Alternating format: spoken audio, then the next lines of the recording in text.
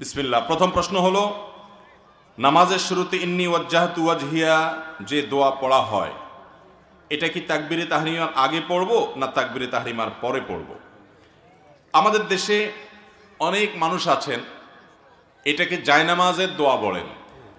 আপনাদের এলাকায় আছে যে ইন্নী ওয়াজ্জাহতু ওয়াজহিয়া লিল্লাযী ফাতারাস সামাওয়াতি ওয়াল আরদা হানিফা ওয়া মা আনা মিনাল মুশরিকিন, এই দোয়া জায়নামাজে দাঁড়িয়ে নাকি পড়তে হয়।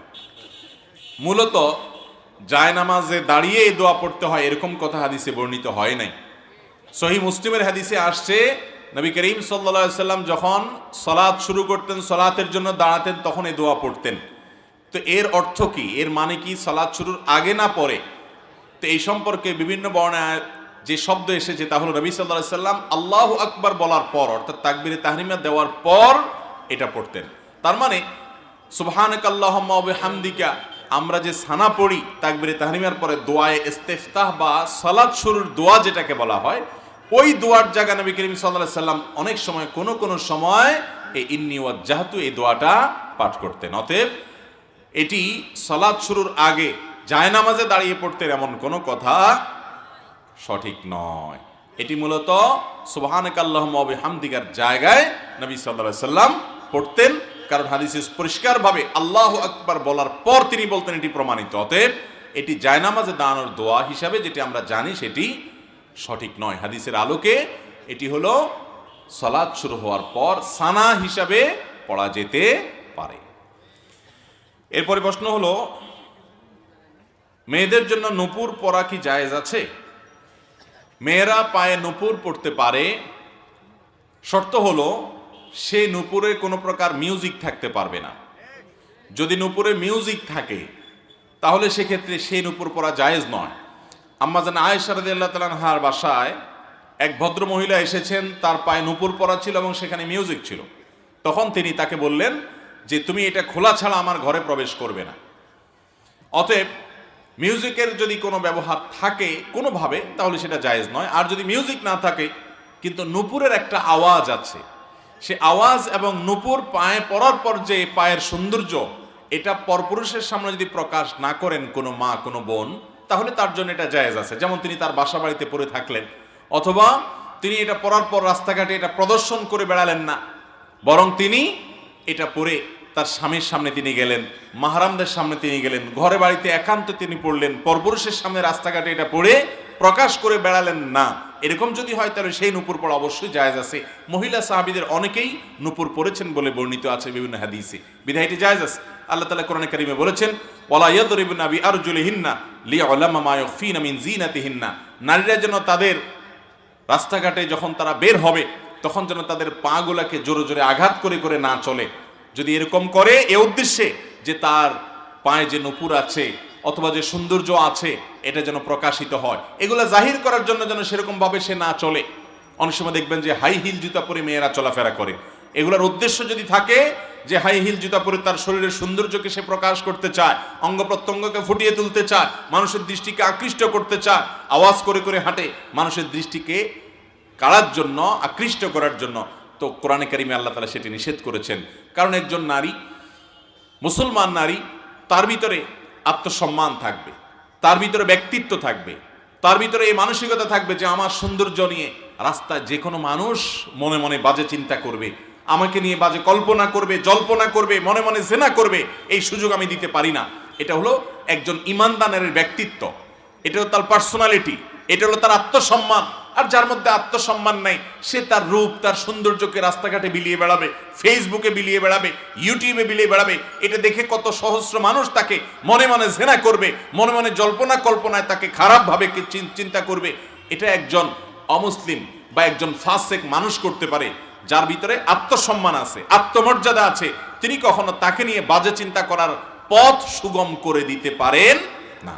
এজন্য একজন নারী সবসময় তার এই সৌন্দর্যকে পরপুরুষের সামনে, রাস্তাঘাটে মানুষের সামনে প্রকাশ করে বেড়াবেন না। কারণ এগুলো প্রকাশ হলে কি হবে সেটা আমাদের সবার কাছে জানা। যদি কেউ বলে না তার সৌন্দর্য সে প্রকাশ করবে, কারোর মনে খারাপ হলে তার দোষ, সে নিজের মন নিয়ন্ত্রণ করুক, তাহলে বলতে হবে যে আল্লাহ রাব্বুল আলামিন মানুষকে সৃষ্টি করেছেন যে পুরুষ নারীর প্রতি, নারী পুরুষের প্রতি একে অন্যের প্রতি আকৃষ্ট হয়। অতএব এখানে আকর্ষণের সমস্ত পথ খোলা রেখে যদি বলা হয় না তোমার মনটাকে সোজা করো, মনটাকে ভালো করো, এটা পৃথিবীর সবচাইতে অযৌক্তিক কাজগুলোর একটা। দুনিয়াতে কোনোদিন এটা সম্ভব হবে। তথাকথিত পশ্চিমা দুনিয়ার দেশগুলোতে দেখেন, সেখানে নারীরা অনেক খোলামেলা, অনেক অশ্লীল পোশাক আশাক পরে চলাফেরা করে। সেখানকার পুরুষদের মন, তারা অনেক শিক্ষিত, তথাকথিত সভ্য, তারা আমাদেরকে অনেক সভ্যতার সবক শিখায়। তাদের দেশে নারীদের প্রতি পাশবিক নির্যাতন হয় নাকি হয় না? বরং পৃথিবীর অন্য অনেক দেশের চাইতে বেশি হয়। ভাইরা আমার, এই কারণে আল্লাহর দেওয়া সিস্টেম এবং বিধানের বাইরে মানব জাতির কল্যাণ কখনো নিহিত থাকতে পারে না। এই জন্য একজন নারী তিনি নূপুর অবশ্যই পড়তে পারেন, কিন্তু সে নূপুরে যেমন মিউজিক থাকতে পারবে না, তেমন সেটা রাস্তাঘাটে পরপুরুষের সামনে দেখিয়ে বেড়ার মানসিকতা থাকবে না। নিজের স্বামীর সামনে সেটি প্রদর্শন করবেন, একান্ত মাহরামের বাসার ভেতরে থাকা মানুষদের সামনে এটি প্রদর্শন হতে পারে, বাহিরে এটি প্রদর্শন করে বেড়াবে না। হ্যাঁ, যদি এমন হয় এটা পরার কারণে আওয়াজ হয় না, আবার পোশাক আশাকের নিচে ঢাকা থাকে, তাহলে সেটা পরে বাহিরে যেতেও অসুবিধা নাই। মোট কথা, ওইটা যেন মানুষের দৃষ্টি আকর্ষণের কারণ না হয় পরপুরুষদের বাহিরে, সে বিষয়টি খেয়াল রাখতে হবে। এরপর প্রশ্ন হলো,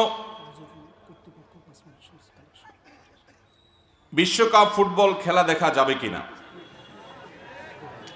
ভাইরা আমার, বিশ্বকাপ ফুটবল অথবা এই জাতীয় যে সমস্ত আয়োজনগুলো আপনারা টেলিভিশনের পর্দায় কিংবা মোবাইল ইত্যাদিতে দেখেন, প্রথম কথা হলো, এই খেলায় যারা অংশগ্রহণ করে তারা যে হাফ প্যান্ট পরে খেলাধুলা করে, এর ফলশ্রুতিতে তাদের রান দেখা যায় কি যায় না?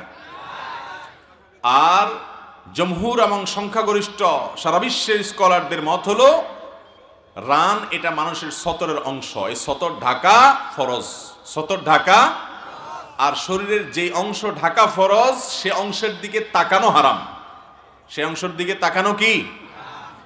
তাহলে এই খেলা দেখতে হলে সে অংশ দেখা লাগে কি লাগে না? লাগে। এক।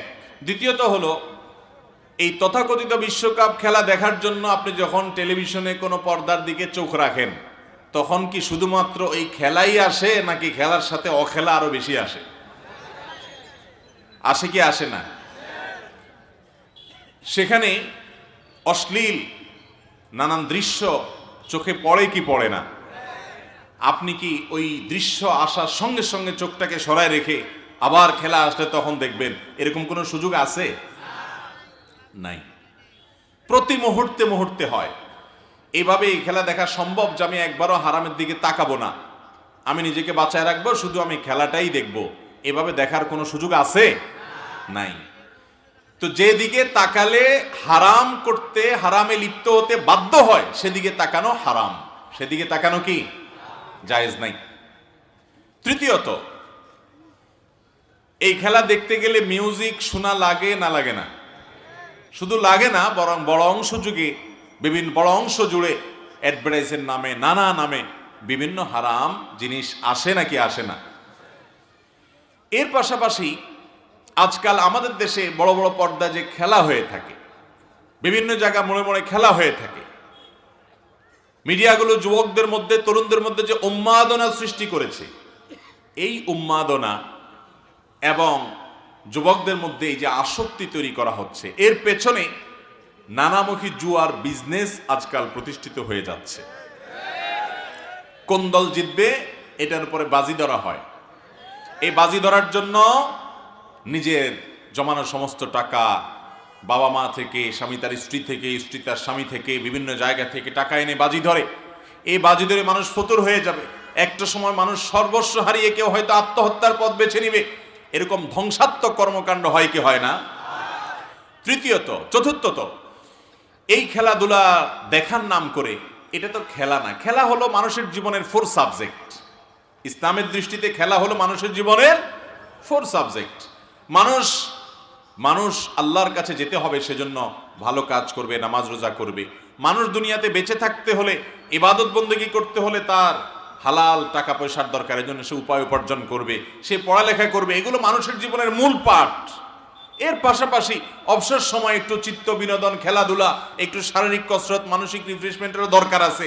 এই জন্য খেলাধুলাটা হলো ফোর্থ সাবজেক্ট। ভাত এবং তরকারির সাথে সালাদ যেরকম, খেলাটা হলো সেরকম।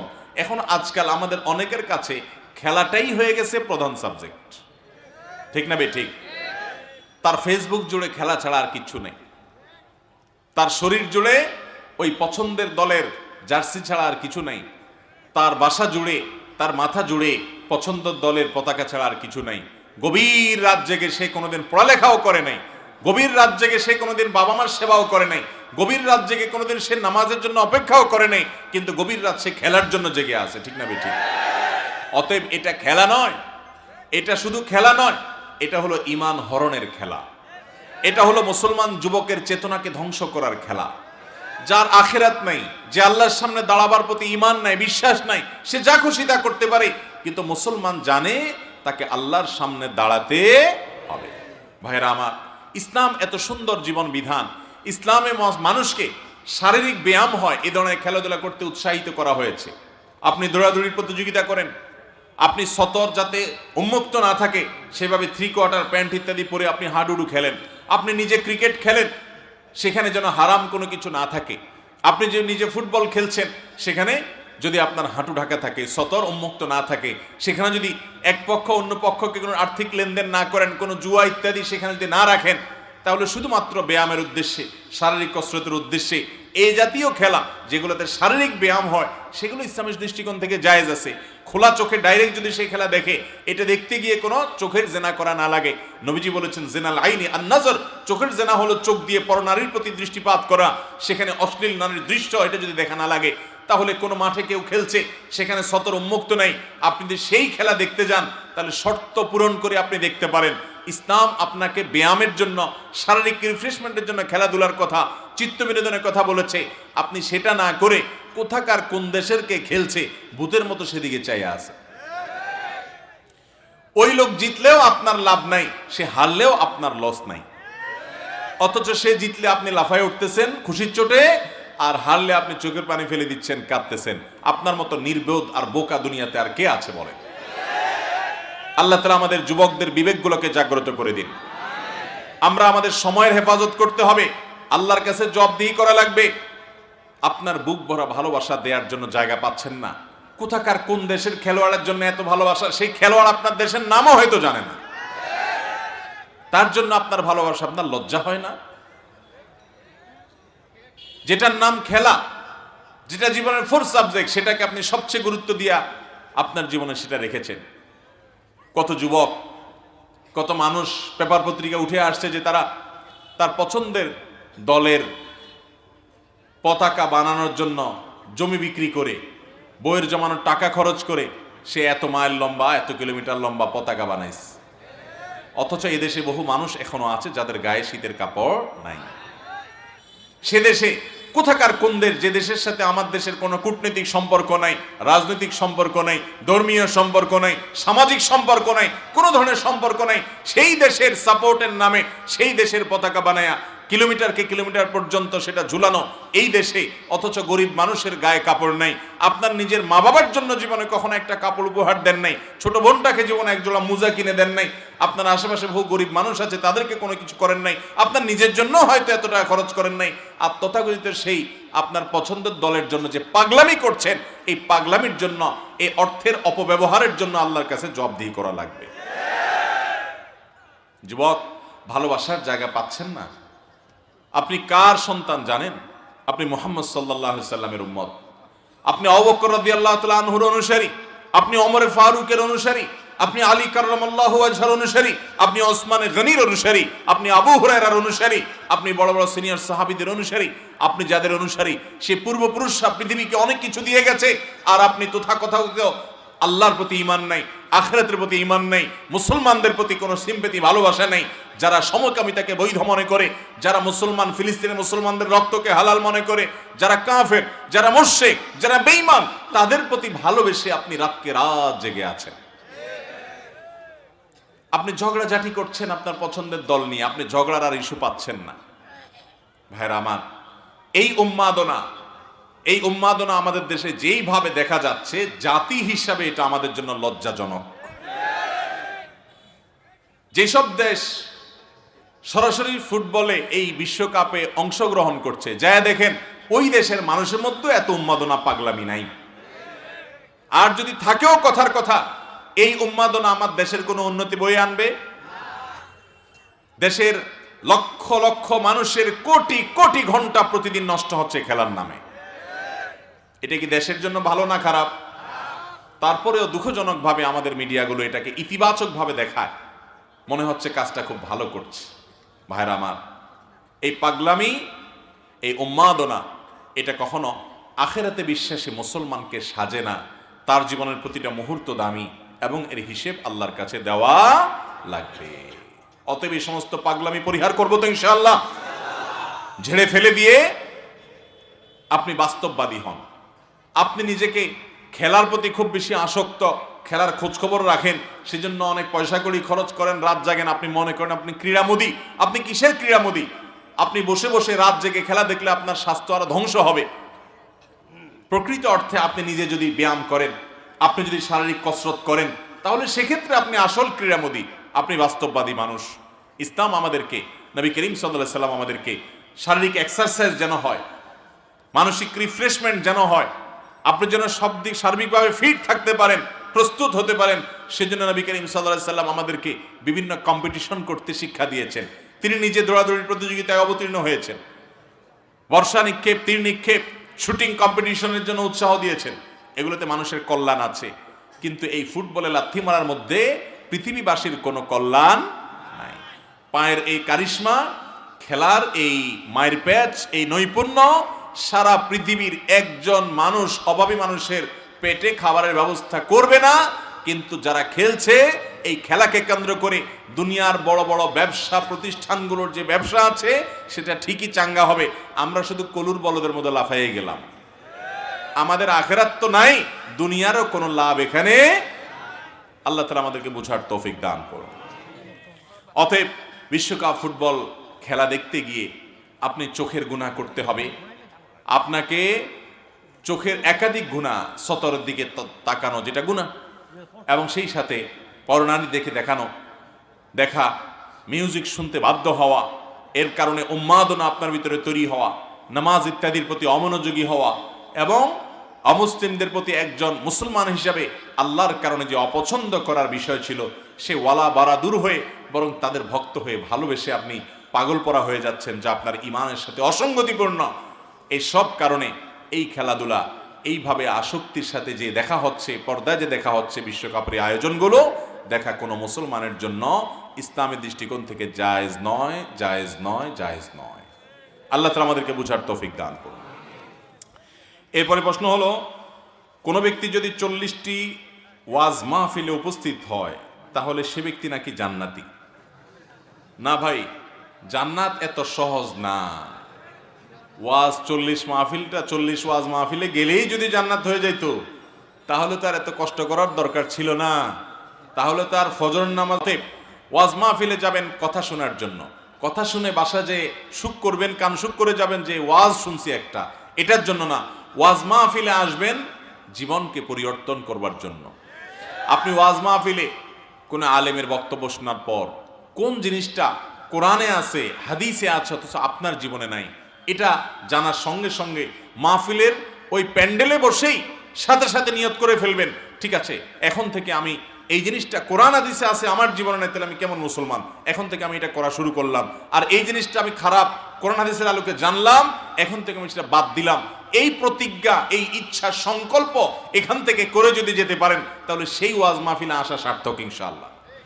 আর যদি শুধু কানসুক করে চলে যান, ফজরের নামাজটাও মসজিদে জামাতের সাথে যা পড়তে না পারেন পুরুষ, তাহলে সেক্ষেত্রে এই ওয়াজ শোনার 2 পয়সার কোনো ভ্যালু নাই। অতএব আমল করবো তো ইনশাআল্লাহ। 40 ওয়াজ মাহফিলে যাইয়া জান্নাত কামানোর ধান্দা ছেড়ে দেন, মাথা থেকে ঝেড়ে ফেলে দেন। এটি বোগাস কথা, এটি ভুয়া কথা, এর কোনো ভিত্তি নাই। আপনাকে ওয়াজ মাহফিল 40টা না, একটা ওয়াজ মাহফিলে যায় যদি আপনার জীবনকে পরিবর্তন করে আল্লাহর অবাধ্যতা থেকে আল্লাহর বাধ্যতার পথে চলে আসতে পারেন, তো এক ওয়াজ মাহফিলই আপনার জান্নাতে যাওয়ার জন্য যথেষ্ট ইনশাআল্লাহ।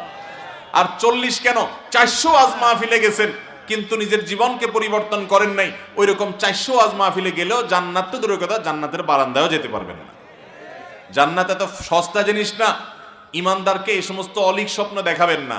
ইমানদার বাস্তববাদী মানুষ, কথা শুনবে, আমল করবে, আত্মোন্নয়ন করবে, সেলফ ডেভেলপমেন্ট করবে, নিজেকে অগ্রসর করবে, অ্যাজ এ মুসলিম, গুড মুসলিম, ভালো মুসলিম হওয়ার চেষ্টা করবে, নতুন নতুন ভালো কাজ শুরু করবে, খারাপ অভ্যাসগুলো পরিত্যাগ করে করে আস্তে আস্তে সে জান্নাতের দিকে এগিয়ে যাবে।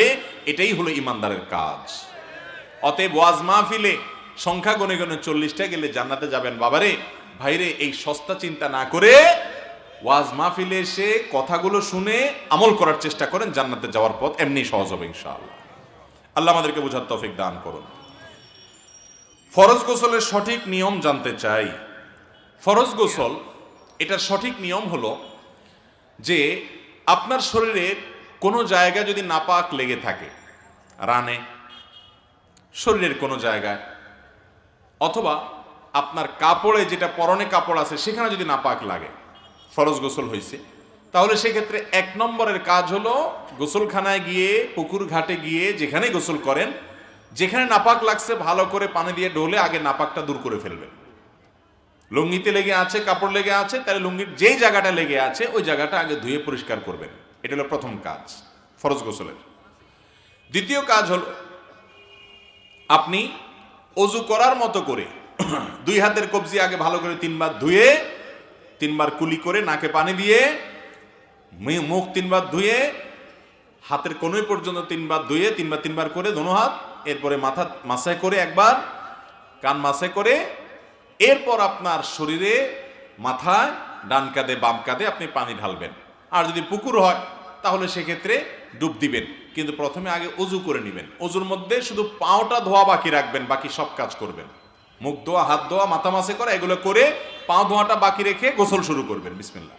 এরপরে গোসল করা শেষ হয়ে গেলে আপনি উঠার সময়, বের হওয়ার সময় 2 পা ভালো করে ধোবেন। আর কুলি যখন করবেন, ওই যে অজুর শুরুতে অজু করবেন, কুলি করবেন, ফরজ গোসলের কুলিতে গড়গড়া করবেন। সাধারণ কুলি করলে না, বরং কুলি করে একটু গলার ভিতরে নিয়ে গড়গড় করে গার্গেল করে তারপরে পানি ফেলে দিবেন। এইভাবে 3 বার কুলি করবেন, কারণ ফরজ গোসলে ভালো করে উত্তম রূপে কুলি করতে হয় এবং নাকে পানি দিতে হয়। এরপর আপনার গোসল শেষ, যাওয়ার সময় 2 পাও টাকনু পর্যন্ত ধুয়ে এরপরে কাপড় চেঞ্জ করে আপনি চলে যান। ফরজ গোসল হয়ে গেছে, সাথে অজুও হয়ে গেছে। গোসলের সাথে কি হয়ে যাবে? অজুও হয়ে যাবে। এই পদ্ধতিতে গোসল করা হলো সুন্নাত। এটা ছাড়া এমনি মন গড়া আপনি নাপাক টাপাক শরীরে আছে, ওই অবস্থায় পানি ঢালা শুরু করছেন, এরপরে ডলাডলি করছেন, এরকম করলে নাপাক দূর হয়ে গেলে এবং পুরা শরীরের সব অংশ যদি পানি পৌঁছায় দেন, গোসল হয়ে যাবে, কিন্তু সুন্নত সম্মত অনুযায়ী হলো না। আর সুন্নাত পদ্ধতিতে না হওয়ার কারণে এই গোসলটা হয়তো ফরজ গোসল হয়ে গেল, কিন্তু গোসল করে যে আপনি সওয়াব পাইতেন সেটা কিন্তু হবে না, কারণ সুন্নাত না থাকলে সেটা কি হয় না? সওয়াব হয় না। অতএব ফরজ গোসলের সুন্নাত পদ্ধতি আমরা অনুসরণ করে ফরজ গোসল করবো ইনশাআল্লাহ। টয়লেটে ঢোকার সময় বিসমিল্লাহ পড়ে ঢুকবেন এবং গোসল করে বের হয়ে আসবেন। একবারে কাপড় চোপড় সব খুলে টয়লেটের ভিতরে একাকি যদি আপনি গোসল করেন, বড় কোনো গুনাহ হবে না, যেহেতু কেউ দেখছে না, কিন্তু এর কারণে ছোট গুনাহ হবে এবং এটা অনুচিত, কারণ আর কেউ না দেখলেও আপনাকে আপনার রব ঠিকই দেখছেন। অতএব সে বিষয়ে যথেষ্ট লজ্জাশীল হবে একজন ইমানদার মানুষ, সে বিষয়ে চেষ্টা করবে। তবে ফরজ গোসলের যে প্রক্রিয়া বললাম, এই প্রক্রিয়া প্রথমে ময়লা নাপাক থাকলে সে নাপাকটা আগে ধুয়ে ফেলবেন, এরপরে অজু করবেন, এরপরে মাথা পানি দিয়ে তারপরে আপনি গোসল শুরু করে বের হওয়ার সময় পাওটা ধুয়ে বের হয়ে চলে আসবেন। গোসলও হয়ে গেছে, অজু হয়ে গেছে। অনেককে দেখবেন গোসলের পরে আবার নতুন করে অজু করে, দেখছেন? এটার কোনো প্রয়োজন নেই। গোসলের পরে অজু করবে সে যে ব্যক্তি গোসল করতে করতে তার অজু চলে গেছে। হতে পারে গোসলের মধ্যখানে তার পেশাব আসছে, পেশাব করছে, অথবা বায়ু নির্গত হয়েছে, তাহলে সে নতুন করে গোসলের পরে আবার অজু করবে। কিন্তু গোসলের সময় যে আপনি অজু করেছেন, বাস ওই অজুতেই গোসল এবং অজু দুইটাই হয়ে গেছে, আলাদা অজু করার দরকার নাই। এরপরে প্রশ্ন হলো, মাহরাম ছাড়া মহিলারা 3 বার 7 বার 40 দিন তালিম করতে পারবে কিনা, অথবা 1 গ্রাম হতে অন্য গ্রামে যেতে পারবে কিনা? খুবই দরকারি একটি প্রশ্ন। মহিলারা মাহরাম ছাড়া সফরের দূরত্বে যেতে পারবে না। যেমন এক জেলা থেকে আরেক জেলায় গেল, সফরের দূর হয়, এরকম দূরে গেল, অনেক দূরে গেল, মাহরাম ছাড়া যদি সে তালিমের কাজেও যায়, ইসলাম প্রচারের কাজেও যায়, তাহলে সেটা হারাম এবং নাজায়েজ। এইভাবে তালিমে যাওয়া জায়েজ নয়। দ্বিতীয়ত, এক গ্রাম থেকে পাশের গ্রামে যদি যায়, এক বাড়ি থেকে পাশের বাড়িতে যদি তালিমের জন্য যায়, তার উদ্দেশ্য মানুষকে আল্লাহর পথে, অন্য মহিলাদেরকে আল্লাহর পথে আহ্বান করা, নিজে কোরআন হাদিস অনুযায়ী চলা, এই উদ্দেশ্যে যদি যায় তাহলে সে যেতে পারে কয়েক শর্তে। নাম্বার 1, স্বামী অথবা বাবা যারা অভিভাবক আছেন তাদের পারমিশন নিয়ে যাবে, বাসায় সব কিছু ঠিকঠাক করে রেখে তারপরে যাবে। ওখানে যাওয়ার পথে পর্দার সাথে যাবে, সেখানে গিয়ে পর্দা মেনটেন করবে। মন গড়া কোনো কাজ ইসলামে করা যাবে না। অনেক সময় দেখা যায় তালিমের নামে আমরা মন গড়া কাজ করি, এটা উচিত না। এজন্য কোনো এলাকাতে মহিলাদের তালিম থাকা উচিত। আমাদের দেশে মহিলাদের দ্বীনি শিক্ষার ব্যবস্থা নাই বললে চলে। পুরুষরা তাদের ঘরের মহিলাদের যেরকম দ্বীন শিখাবে, তেমনিভাবে অনলাইনে অফলাইনে মহিলাদের দাওয়াতি কাজ করার সুযোগ দিবে। আল্লাহ কোরআনে বলেছেন, আল মুমিনুনা ওয়াল মুমিনাত বাদহুম আউলিয়াউ বাদ।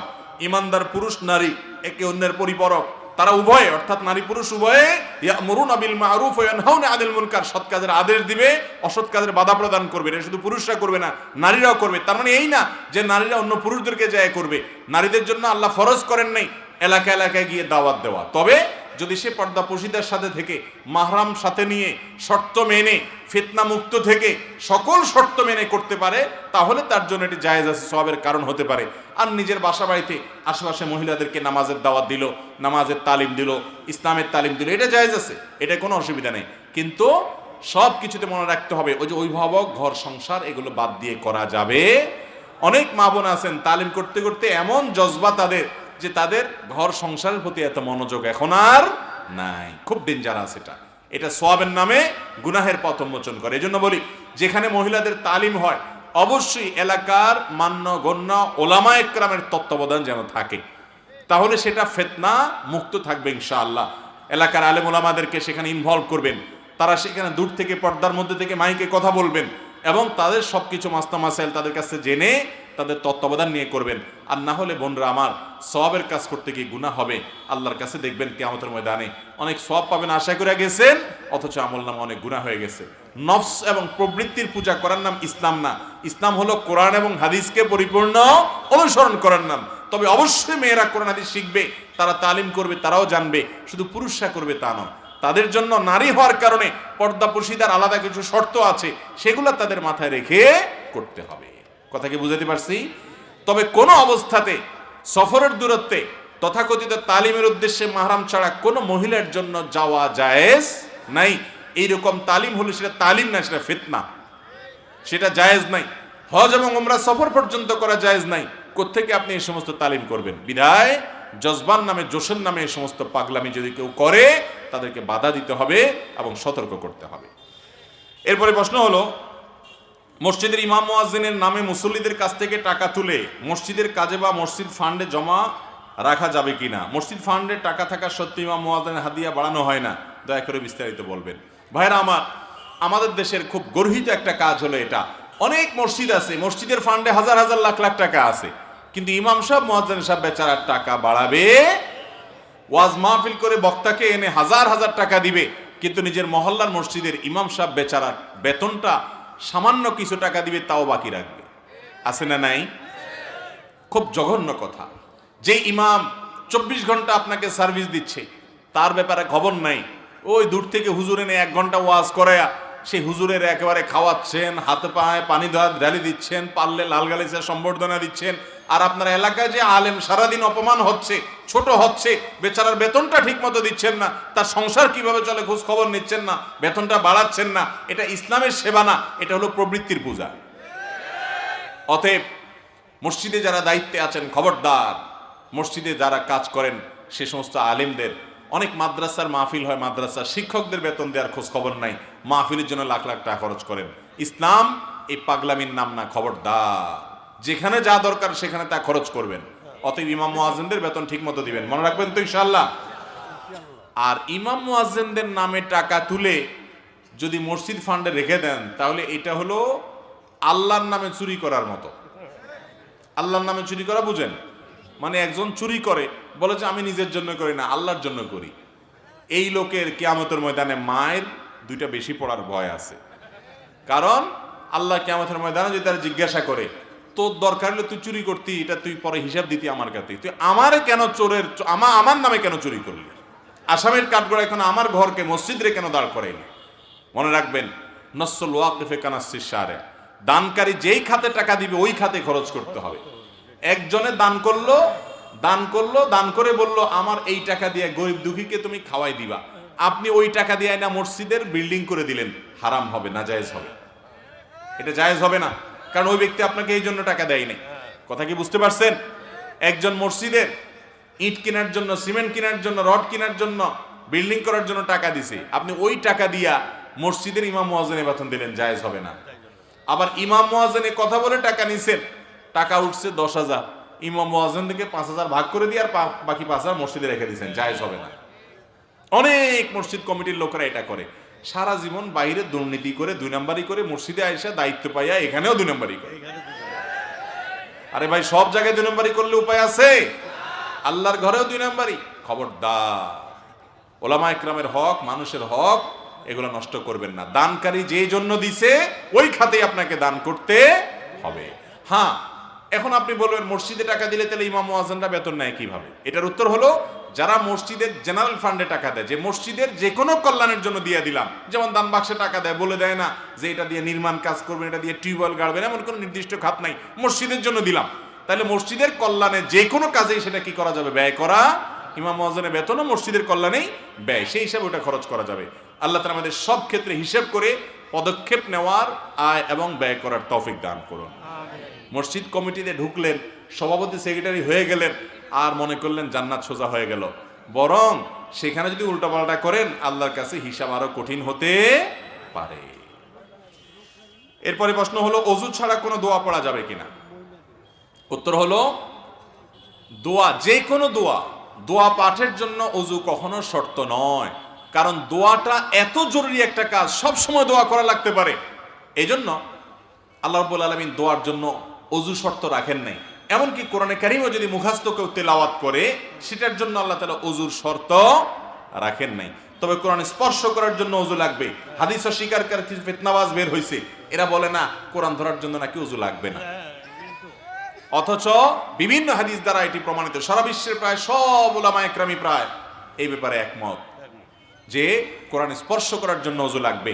এই বিষয়ে দ্বিমত খুব বেশি একটা উল্লেখ করার মতো নাই। তবে কোরআন তেলাওয়াত মুখস্থ করতে পারেন অজু ছাড়া, আর যে কোনো দোয়া এটা করার জন্য অজু তো লাগবে না, এমনকি গোসল ফরজ হলেও দোয়া করা যাবে আল্লাহর কাছে, জিকির করা যাবে আল্লাহর কাছে। তবে কোরআন তেলাওয়াত করা গোসল ফরজ হলে ওই অবস্থা যাবে না। কথা কি বুঝাতে পারছি? অতএব আল্লাহর কাছে যে কোনো দোয়া করবেন, জিকির করবেন, এটার জন্য অজু জরুরি না, দুরূদ পড়ার জন্য অজু জরুরি না। এরপরে প্রশ্ন হলো, গ্রামের অধিকাংশ মহিলা শুধু আজান হলে মাথায় কাপড় দেয়, অন্যান্য সময় দেয় না, এ সম্পর্কে কিছু বলবেন? আজান হলে মাথায় কাপড় দেওয়া এটা কোনো জরুরি বিষয় না, অথচ সে ওই জায়গাতে দিচ্ছে, আবার যেখানে দেওয়া দরকার ওখানে দিচ্ছে না। এই হলো আমাদের অবস্থা। আজানের সময় মাথা কাপড় দেওয়ার কোনো নির্দেশ কোরআন হাদিসে দেওয়া হয় নাই। যদি আপনি বাসা বাড়িতে থাকেন, আপনার নিজের ঘরে থাকেন, যেখানে পরপুরুষের দৃষ্টি পড়তেছে না, সেখানে আপনার মাথার কাপড় না থাকলেও অসুবিধা নেই। আজান অবস্থায়ও যদি মাথায় কাপড় না দেন তাতেও কোনো সমস্যা নেই। আজানের সাথে মাথা কাপড় দেওয়ার কোনো সম্পর্ক নাই। কিন্তু পরপুরুষের দৃষ্টিতে আপনি পড়েন, বাহিরে গেছেন, তখন আপনাকে পর্দা মেনটেন করতে হবে, আপনার সৌন্দর্যকে অপ্রকাশিত করতে হবে।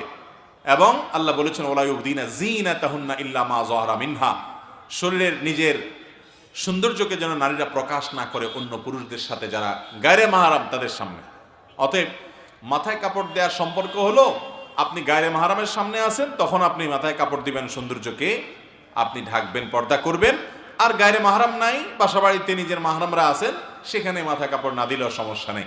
আমাদের দেশে অনেক জায়গায় মাথা কাপড় দেওয়ার জন্য মহিলারা বলে, মহিলাদেরকে বলা হয় যত রকমের ভুল ফতোয়া আছে এগুলা সবগুলা মহিলাদের উপরে বেশি জারি করি আমরা, ঠিক না বেঠিক? বলো যে গোসল ফরজ হলে বাচ্চাকে দুধ খাওয়ানো যাবে না, গোসল ফরজ হলে বেশি সময় শুয়ে থাকা যাবে না, ছেলেটা ঠিকই শুয়ে থাকে। বলে রান্না বাড়া করা যাবে না, যত ফতোয়া আছে সব কার উপরে? ওই মহিলার উপরে। এটা ঠিক যে গোসল ফরজ হওয়ার পর দেরি না করে তাড়াতাড়ি গোসল করা উত্তম, কিন্তু এর মানে এই না যে গোসল ফরজ হয়েছে এখনো নামাজের ওয়াক্ত হয় নাই, দেরি আছে, তাহলে দেরি করলে তার গুনাহ হয়ে যাবে, বা ওই অবস্থায় কাজ করলে তার সেটা হারাম হবে, এমন কোনো কথা নেই। তো উল্টাপাল্টা ভুলভাল ফতোয়া দিয়া মহিলাদের উপরে বেশি জুলুম করা হয় আমাদের দেশে, এগুলা করা যাবে না। তাহলে মাথায় কাপড় দেওয়ার সাথে আজানের কোনো সম্পর্ক, এটার সাথে গায়রে মাহরামের সম্পর্ক, কোথাকারটা কোথায় নিয়ে আমরা লাগাই। তবে এটা ঠিক যে আজানের সময় আল্লাহর নাম শুনে তখন শ্রদ্ধার কারণে অনেক মহিলা মাথায় কাপড় দেয়, তখন শ্রদ্ধার কারণে মাথায় কাপড় না, তখন মুখে আজানের জবাব দিতে হবে। তখন কি দিতে হবে? আজানের জবাব দিতে হবে। যেটা করা লাগবে ওইটার খবর নেই, আরেকটা করতেছে। আল্লাহ আমাদের সবাইকে হেদায়েত দান করুন। একজন স্ত্রী তার স্বামীর কাছে গরুর গোশত খাইতে চায়, কিন্তু তার স্বামীর বেতন ৩৭০০ টাকা। এই বেতন দিয়ে স্বামী গরুর মাংস খাওয়াতে পারে না, বলে সে কাপুরুষ। এতে কি করা উচিত ওই স্বামীর? ভাইরা আমার, দাম্পত্য জীবনে সুখ এবং শান্তির জন্য স্বামী এবং স্ত্রী উভয়ের মধ্যে দুইটা গুণ থাকতে হবে। কয়টা গুণ থাকতে হবে? দুইটা গুণ যদি থাকে সেই সংসারে কখনো অশান্তি হবে না, শান্তির সমুদ্র, শান্তির জোয়ার সবসময় বইতে থাকবে। এর মধ্যে প্রথমটা হলো সবর, দ্বিতীয়টা হলো শুকর। সবর এবং শুকর। কখনো কষ্টে দিন যাচ্ছে, সবর করতে হবে। আল্লাহ তাআলা এই কষ্ট চিরকাল রাখবেন না, একসময় দূর করে দিবেন। কখনো আল্লাহ তাআলা শান্তি দিয়েছেন, আল্লাহর কাছে শুকর আদায় করতে হবে। কথা কি বুঝাতে পারছি? নিজের ঘরে স্ত্রী আছে, এরপরও পরকীয়া করে বেড়াচ্ছে, শুকর নাই। আল্লাহ তাআলা পরীক্ষা ফেলেছেন, স্বামীর বেতন এখন কম, আপনি স্বামীকে একটা বাজে কথা বলছেন, কাপুরুষ বলছেন, আপনার ভিতরে সবর নাই, আপনি খারাপ মহিলা। একইভাবে আপনার স্বামী সে আপনার সব ভালো আছে, কোনো একটা জিনিস হয়তো নাই, যৌতুক পায় নাই আপনার বাবার বাড়ি থেকে, তখন আপনাকে একটা খারাপ কথা বলল, একটা বাজে কথা বলল, সেও ছোট লোক। একজন ইমানদার কখনো এ ধরনের আচরণ করতে পারে। নবী করিম সাল্লাল্লাহু আলাইহি সাল্লামের বাসায় মাসকে মাস অতিবাহিত হতো, দুটি কালো জিনিস, পানি আর খেজুর ছাড়া আর কিছু পাওয়া যেত না। এটা দিয়ে তারা মাসকে মাস পার করে দিতেন।